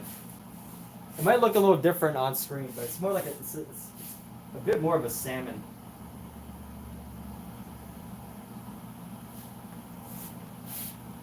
Not to overcorrect you, but for the sake of artistic conversation, creative conversation.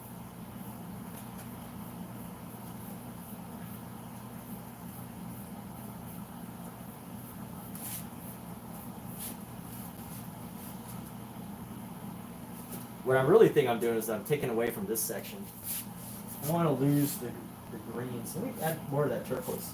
You know what? Let's take. I'm gonna use this turquoise actually. Let's use up our turquoise. I was trying to avoid it, but.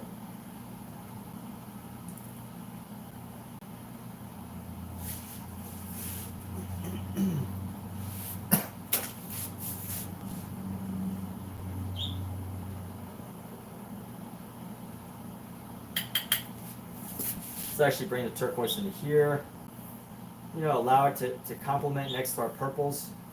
So here's what I was thinking. Reason why I even like use this yellow in the first place was I was thinking that there's some like purples here. These are like red purples. And I was thinking that maybe with the red purple, the yellow might be a good like contrasting color next to purple. But I think because it's still sort of red, you know, since it's an in-between color, it needs to be, it's not, you know, technically red purple is not complementary to yellow.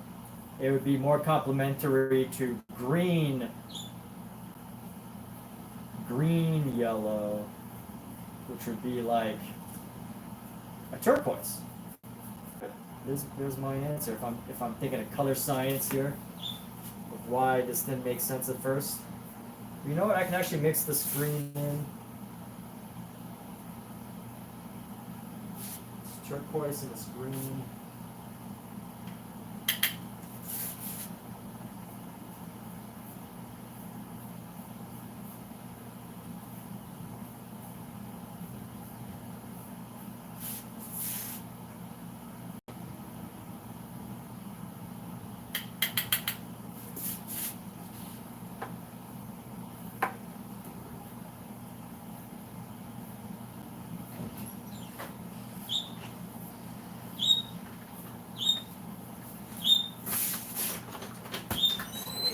Hey.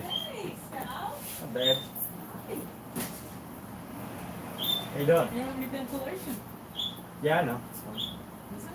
You want it shut? Yeah, it's too hot. If I leave the door open, I won't be able to paint.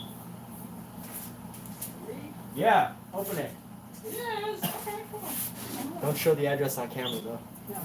Hi. Hey. Hello, Emmett's fans. How are you?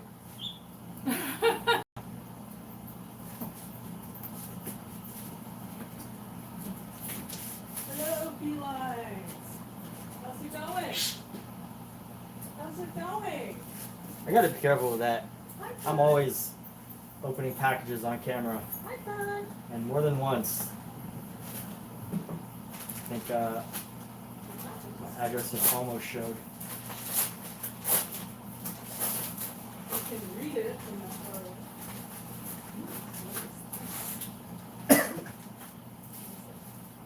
Ooh, sandals. Ooh. Do they fit though? I don't know. Should be easy to put on. Poopy. Well, Misa says, "What's up, cat?" Hi. Hi, Muzo.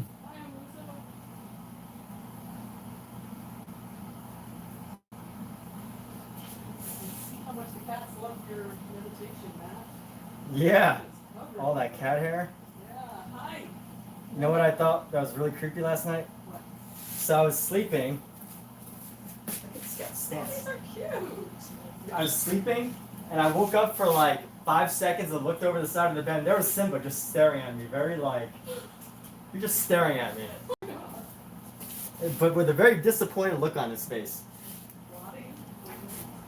He's just like staring at me in the middle of the night. I turned on the light for just a brief moment, and there he was, just looking up at me from the floor while he was sleeping on top of his little thing. Staring at you? Yes, he was just looking at me. I mean, maybe he saw me moving and then reacted, but it was just funny. His face always looks like disappointed, right? His face is like judging. Yes. Got a very like judging face. Those cats. The temperature of the turquoise. What do you mean by the temperature of the turquoise, Amiza? What would you do differently? It's too warm of a turquoise. Maybe you gotta cool it down a little bit. Yeah, I know. I guess some of the French fries are a little off. So what could we do that? We'll go with some blues. Let's bring in some blues. Oh, yeah, it's good. Maybe a darker blue here. Oh, yeah, they're nice. Very nice. Thank you. Bring in some streaks of blue. If anyone ever wonders about the inspiration for these random blue brush strokes, it was because Omizu said the temperature was off, so I decided to cool it down a little bit with a deeper, darker blue. You know what? I agree with that. That's something that I'm thinking of. I think there needs to be.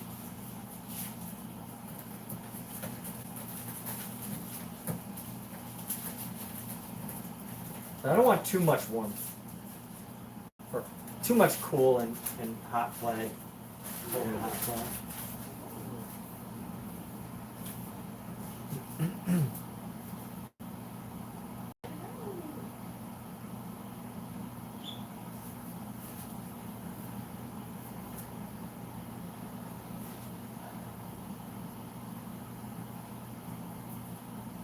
I don't know. You know what? It's funny. Omizu says something, I just interpret it like my own way, and then like I just do my own thing. But this probably isn't what he was talking about. So who knows? I don't give Omizu enough time to explain his thoughts, even though I ask for them. I'm just like, oh, that's what you mean. Okay. And I have my own interpretation. You know what? The funny thing is, 9 times out of 10, I've totally misinterpreted what he said, and I go off on a tangent about something irrelevant.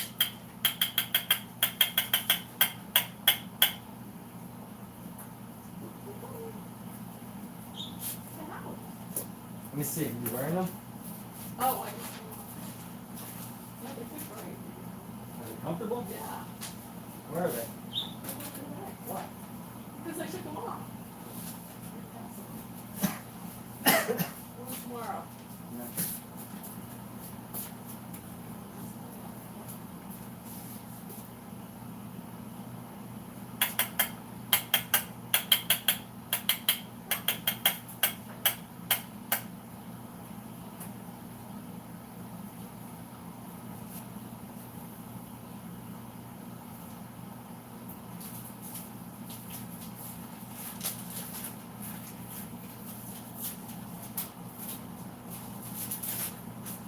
I noticed what you're getting at, but chances are you probably would have done it totally differently. I mean, you probably would have done this whole painting totally differently. But that's the beauty of art. You give 100 people the same exact project. 50 of them will probably paint them similar. 50 of them will probably paint them totally different. They'll all have little quirks and stuff, and they'll all have unique touches. But as far as the approach, you get lots of different approaches.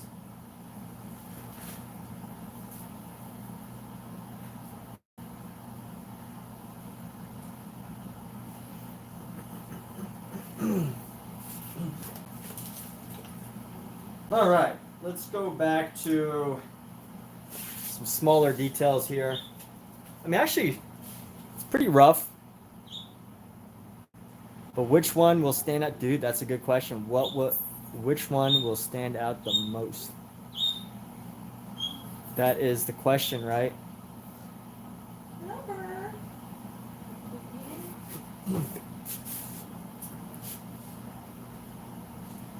Let's grab some of this pure red here. Actually, no, we're going to go a little bit more of an orange red. Let's go into here.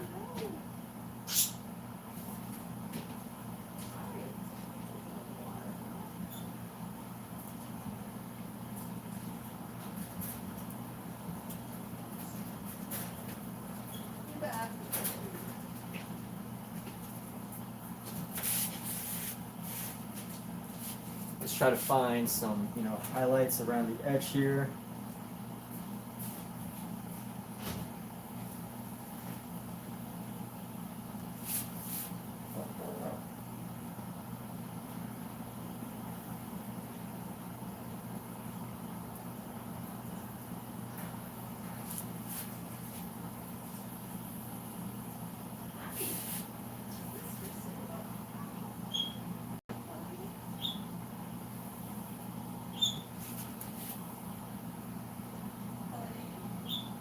Any of them are bad, but which will grab the attention the most? Is that what is meant by an interesting painting, or not a boring one? Is that what is meant by an interesting painting? I think that is. How do you get a painting that will capture the most attention? How do you make a painting that will grab somebody the moment they see it and get them more interested?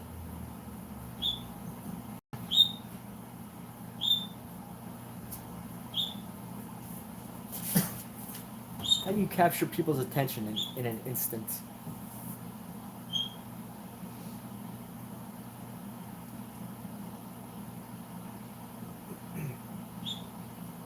I wonder if it would help to like put some symbolism into this. Like if I just started drawing. Let's try that. Let's play around with this.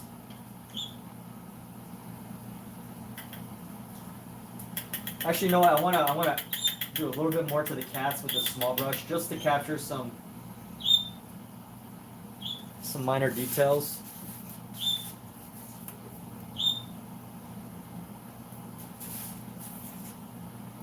Go with a little bit of turquoise on his nose. Get this little like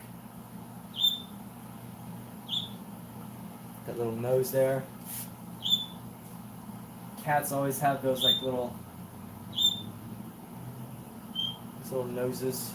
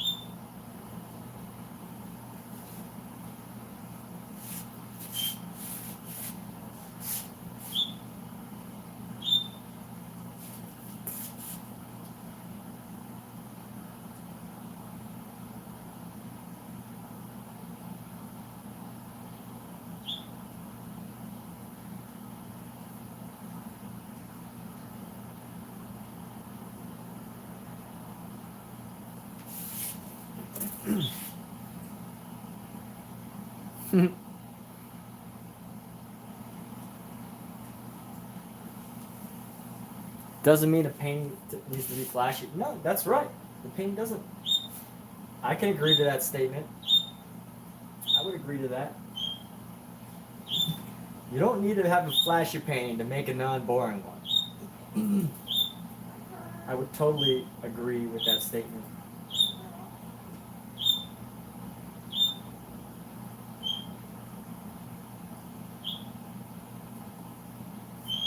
But I will say there's lots of really, like, I think most decor art is pretty boring.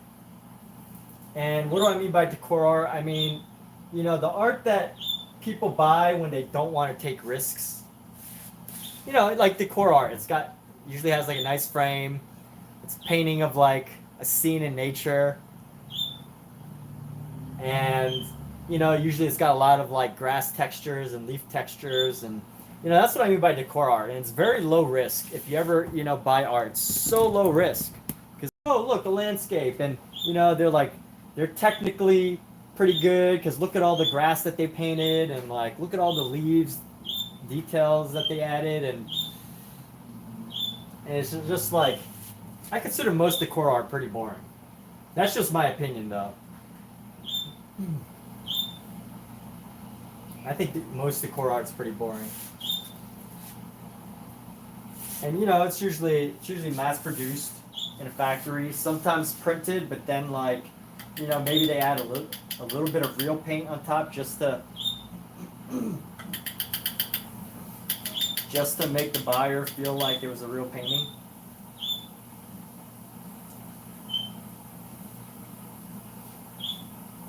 My bird's like, shut your mouth, stop talking. I'm trying to enjoy my afternoon here, and you keep babbling on about art.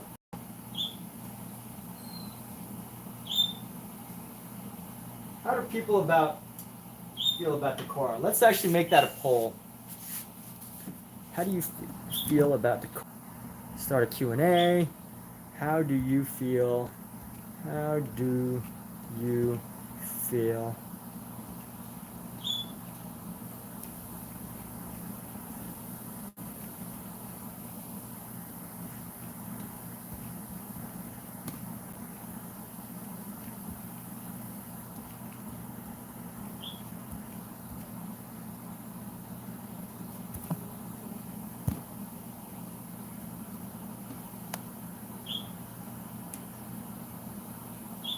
The one thing about these questions is that YouTube never has a good place to put it.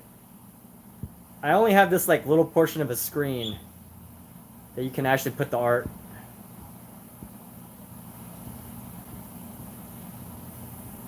So unfortunately I have to cover Pookie's face. Pookie's my cat. That's the cat whose face I'm covering. Unfortunately I have to cover her face. But how does everybody feel about decor art? That is the question of the hour. How do you feel about decor art? Anybody can go ahead and share their thoughts around this. I think it's boring and very safe, of course. I mean, that's the draw of it, right? Like, you could look at 100 different paintings. I met this guy, and this guy says,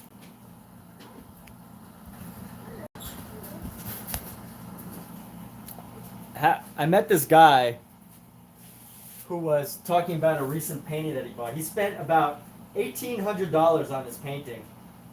And guess what it was? It was decor art.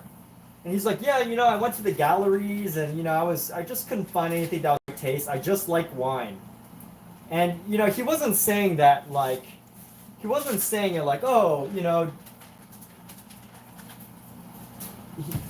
he was saying it in like, he couldn't find, I don't know, I'm trying to explain what I'm thinking, but maybe I'm not going to be able to clear it up. But he wasn't bragging about it. It was just like very matter of fact. And he spent $1,800 on a painting, which he got it on a website, which I think I didn't tell this to him, but I think it's one of those like mass production websites. They got a farm somewhere, and it doesn't mean that it's not art. It's perfectly viable, right? It's a perfectly viable way to buy art. But he said like, he's not really into art. He just wanted to buy wine, art with wine on it. So, anybody is free to spend their money however you want. I don't want to like turn this into a big debate about, but I am sharing my thoughts on art that I find interesting, like the draw of decor art. He didn't want to take risk on like any work that they said that they shopped around in a bunch of galleries. You can imagine all the different galleries and all the different types of art there, abstract, beautifully painted stuff. And you can find something for under $1,800 if you look around enough. But the way this guy described it was like, he just didn't. It just seemed like he didn't want to take a risk on art from an artist. He'd rather, buy it in mass production, a safe, a nice safe painting of wine without any real like, risk of getting too wild. And he spent $1,800 on it. And here's the other thing though. Here's the other catch was like, he's like, I know I'm not going to be able to sell it. I know it's just going to be like a decoration and whatever. So, in my mind, I'm like, then why not spend the money on an artist who sells in a gallery? And maybe he didn't have a chance to fully explain himself. Like maybe he has ethical concerns with buying from a gallery. Or maybe, he wasn't sure, if the galleries were doing whatever. I don't know. But I just found it interesting that $1,800 on decor art is a lot of money. Especially, like mass-produced decor art.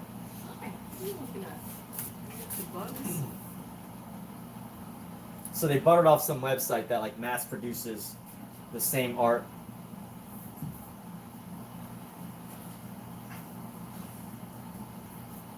Anyway, yeah. So people want to stay safe. I really can understand that feeling especially if you're not like, you know, art savvy.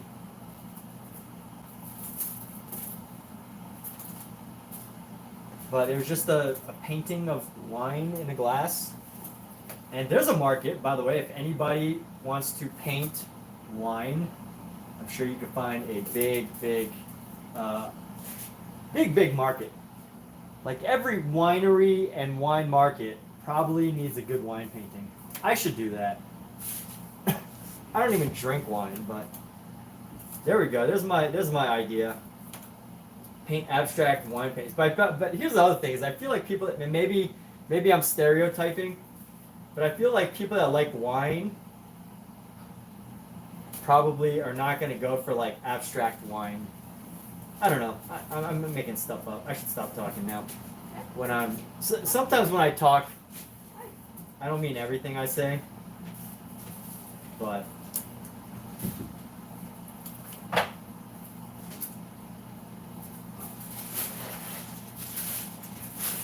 All right. You don't see the beef. I need the beef here. So I'm gonna go with some beef. I did say I would do the cat litter today. Will you? Yeah, later. Yeah. Cool. So we're gonna go with this brown beef here. Huh? It's not too bad. You have to open this new litter. I think the cats already did some of that. Oh. Huh? I love to get into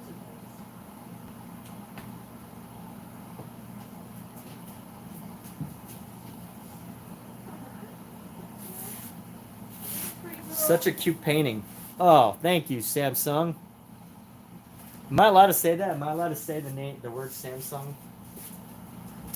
I feel like Samsung smart fridge is like he's like a secret Samsung agent, just responsible for going around and reminding everybody about Samsung. It's not nice. So everybody has to say the word Samsung when they see his name. Wow, sir, I've already been painting for 2 hours. This hour went by so fast. That's a really scary thing about painting for me, though. By the way, is I enjoy painting so much. I get lost in the flow of painting so much that like time seems to go by way faster than I really want it to. Like every Saturday and Sunday, when I reflect on my painting, I'm like, wow, I did 3, 4 paintings this week. I'm like, where did the time go? Just painting. And I just get lost in it.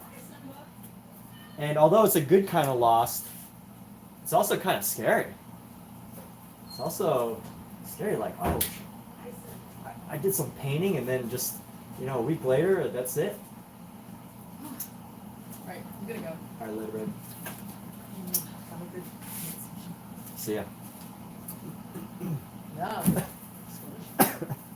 With 2 cats, they were just guarding your food, huh?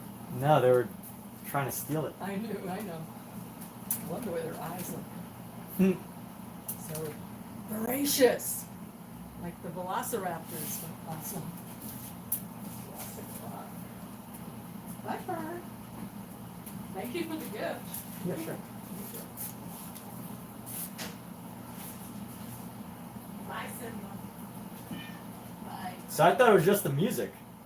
Where's the movie? No, they played the movie and the symphony played the soundtrack of the movie. Ah, okay. Yeah, it was pretty cool. Yeah, they were awesome. It was like, you know, everything was booming. Yeah. It was John Williams' score. Yeah. I don't know. Cool. Yeah, they do that a lot. They'll play a movie with the symphony. Mm-hmm. Yeah, they did that for Barbie. Yeah, I've seen that before. They did that for like Final Fantasy. Oh yeah? Yeah. Nice. All right, well. All right, later. See you. See you tomorrow.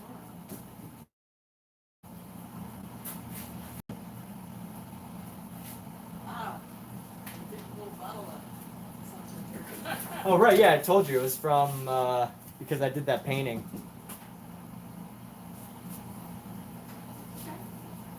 All right. All right, see ya. Samsung, you draw and paint for 5 hours, and then you can't draw. How come you can't paint or draw for another month? Is it just like it's exhausting to you? Do you want to draw more? Do you actually desire to draw more? Or is like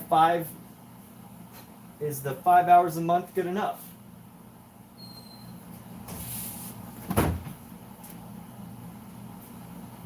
Maybe you don't need to. Maybe you don't need to paint more or draw more than 5 hours a month. Very few people do.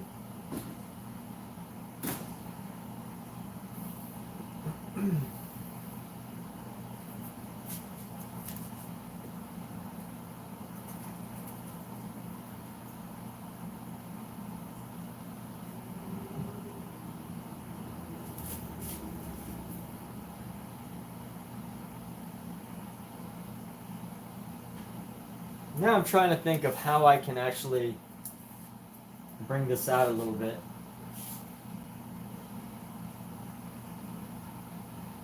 Expand on what's happening here. Or is it enough? Like all these objects just sitting around. Maybe I could add little hints of turquoise. Add little hints of turquoise into here.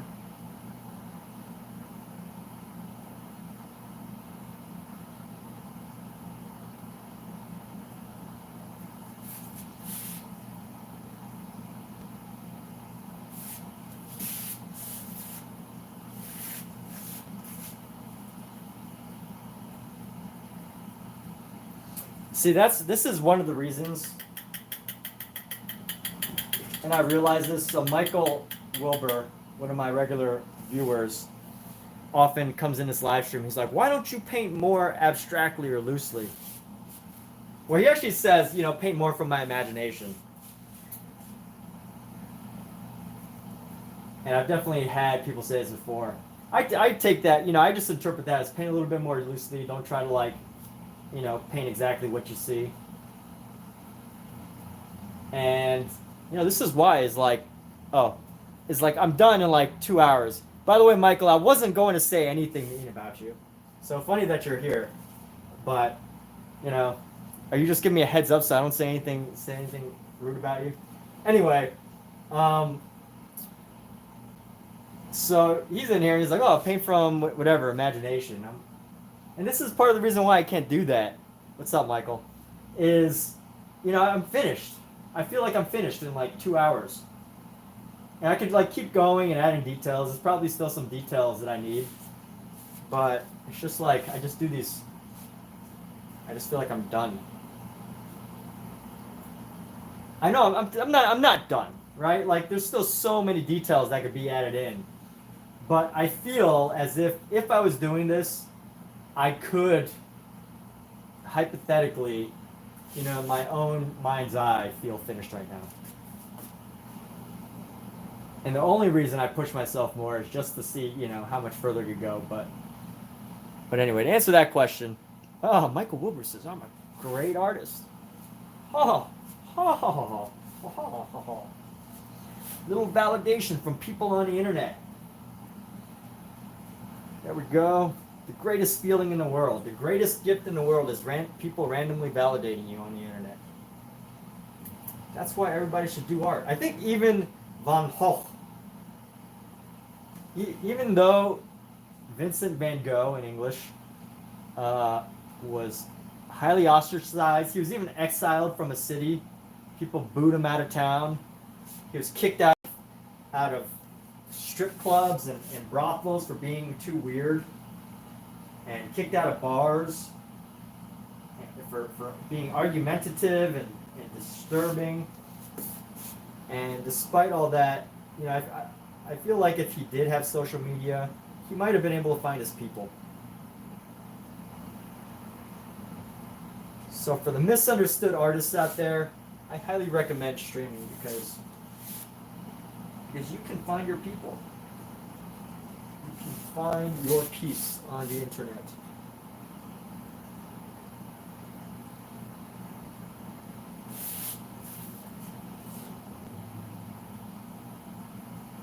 I'm never done on a painting. Same here. Good decor art. Michael Wilbur likes decor art. Well. Oh, maybe Michael wasn't here for my whole spiel about my thoughts on decor art.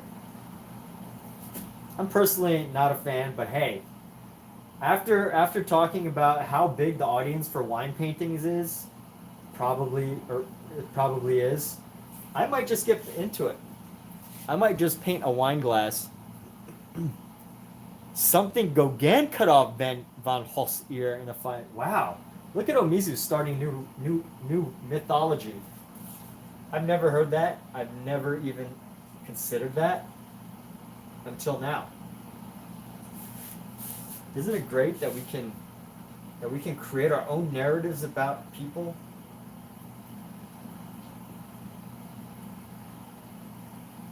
What urban mythology lore is this? What sort of mystery story is this?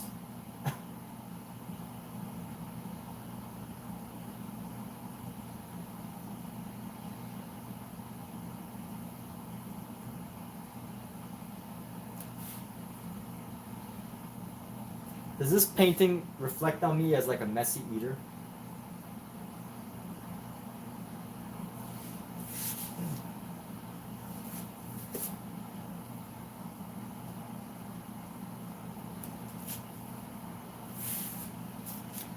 A validation a day keeps the therapist away.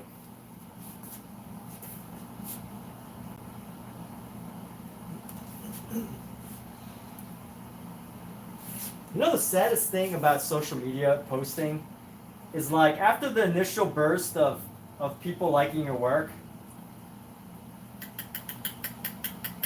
and you stop posting for a while, it just like suddenly your social media just suddenly like dies and like people just totally forget about you.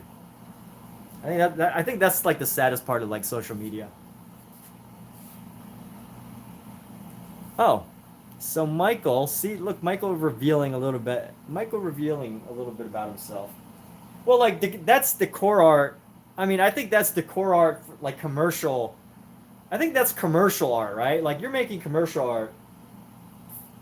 I'm not talking about commercial decor art. I'm talking about like, like landscape paintings that are in every grandma's home.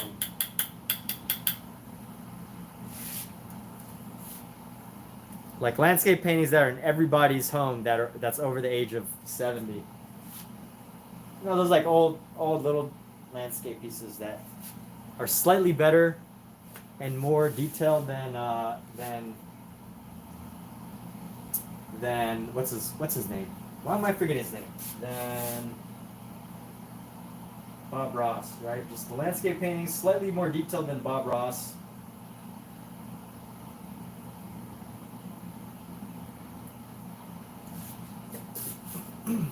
Alright, so we're going to add just a little bit more detail, just like some highlights.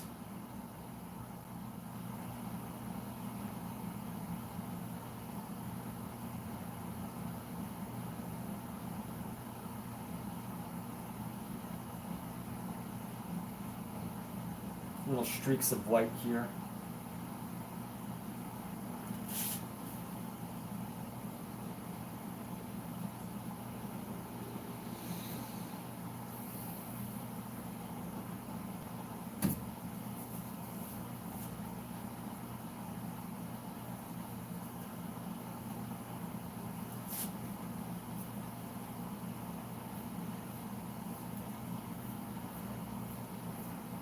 All right, I know our try conversation is just getting going, but I'm actually gonna take a little break here because honestly I feel like I'm done with this painting. I could add a little more detail into the eyes. Maybe let's just keep pushing it. Let's keep pushing this painting. Let's see where we can take it. Honestly, my mouth is also dry too. What are you licking, Pookie? My cat just licked something. She's like licking her lips now. I'll push it a little further. I honestly don't know if I need like a mental thought break or if I'm just being soft. should push through the pain, paint through all the anguish of painting. Painting shouldn't be easy and fun. It should be strenuous and disciplined and strict and regimented and filled with emotional toil and physical hardness. It shouldn't be fun and joyous and enjoyable.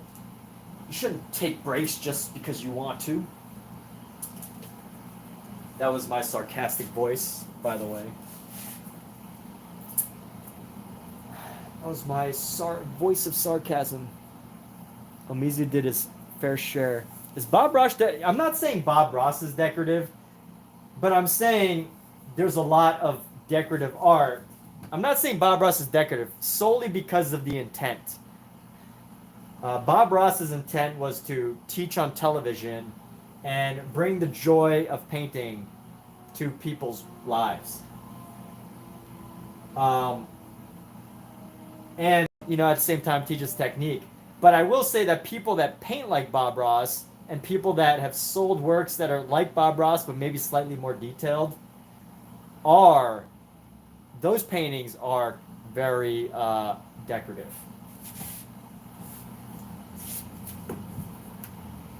Or maybe not decorative, but art decor art, I should say.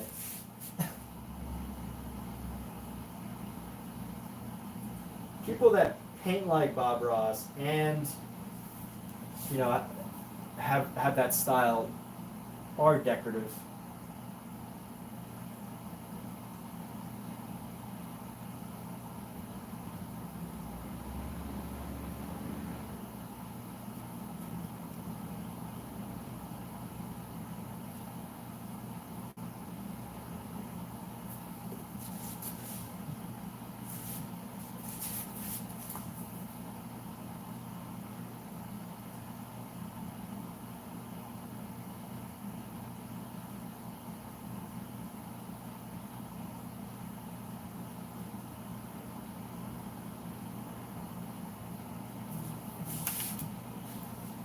I'm gonna get rid of this this question here.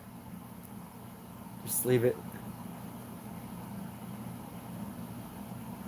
About painting to the masses, exactly. So that's the only reason why I don't consider Bob Ross decor art, but I do consider pretty much everyone that copies Bob Ross to be painting decor art, unless they evolve and like turn it into something else on their own.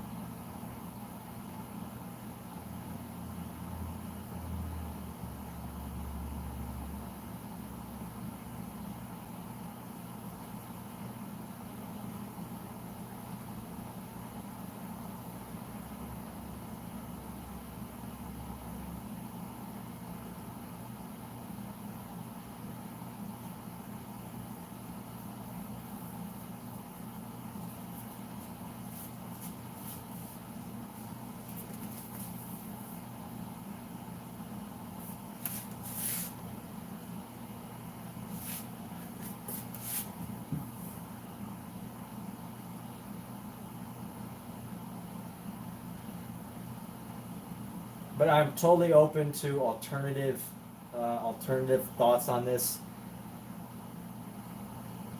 Again, the whole theme of this, I think, is the whole theme of my live streams today is don't take what I say too seriously. It's just a thought. Thought is just a thought. I mean, yes, they say thoughts become your reality. And I do believe most of what I'm saying to be a reasonable opinion.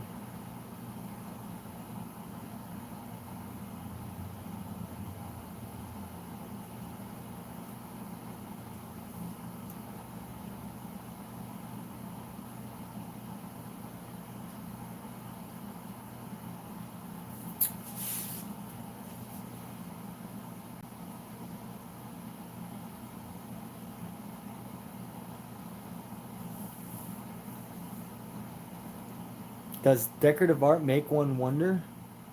Thoughts on my first step to making it. Right. Thoughts come first.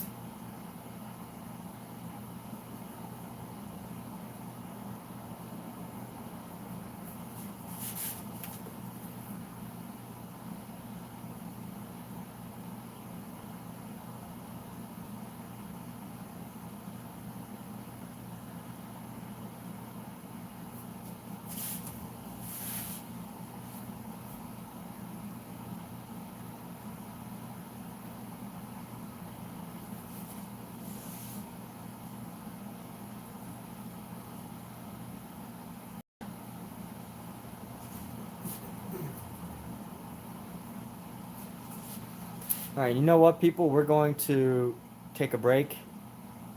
Thoughts followed by action.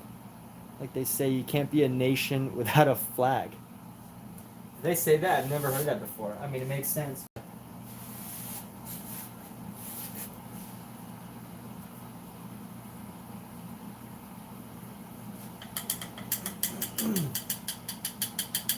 But I do have another painting in me for later. I just need a physical break. Got up pretty early today on a limited amount of sleep. And I need to hydrate too. I've been drinking iced tea. I've been drinking iced tea with ginseng in it. And honestly, it's not making me... I don't know if this affects anybody else, but when I drink tea or any sort of caffeinated product, I usually don't get more wound up. I usually get wound down. Wound down. Getting wound down, wounded down. So we'll see. But in the meantime, we'll see who's streaming next. If anybody else wants to plug their channel before I get out of here for the next stream, feel free to do so. Before we wrap up, yes, plug your stream. If you're here and you're watching and you're actually from another channel and you want to plug whatever it is your channel is, feel free to do so and tell us about it. Uh-oh, someone's message is to review. Who's sending inappropriate things?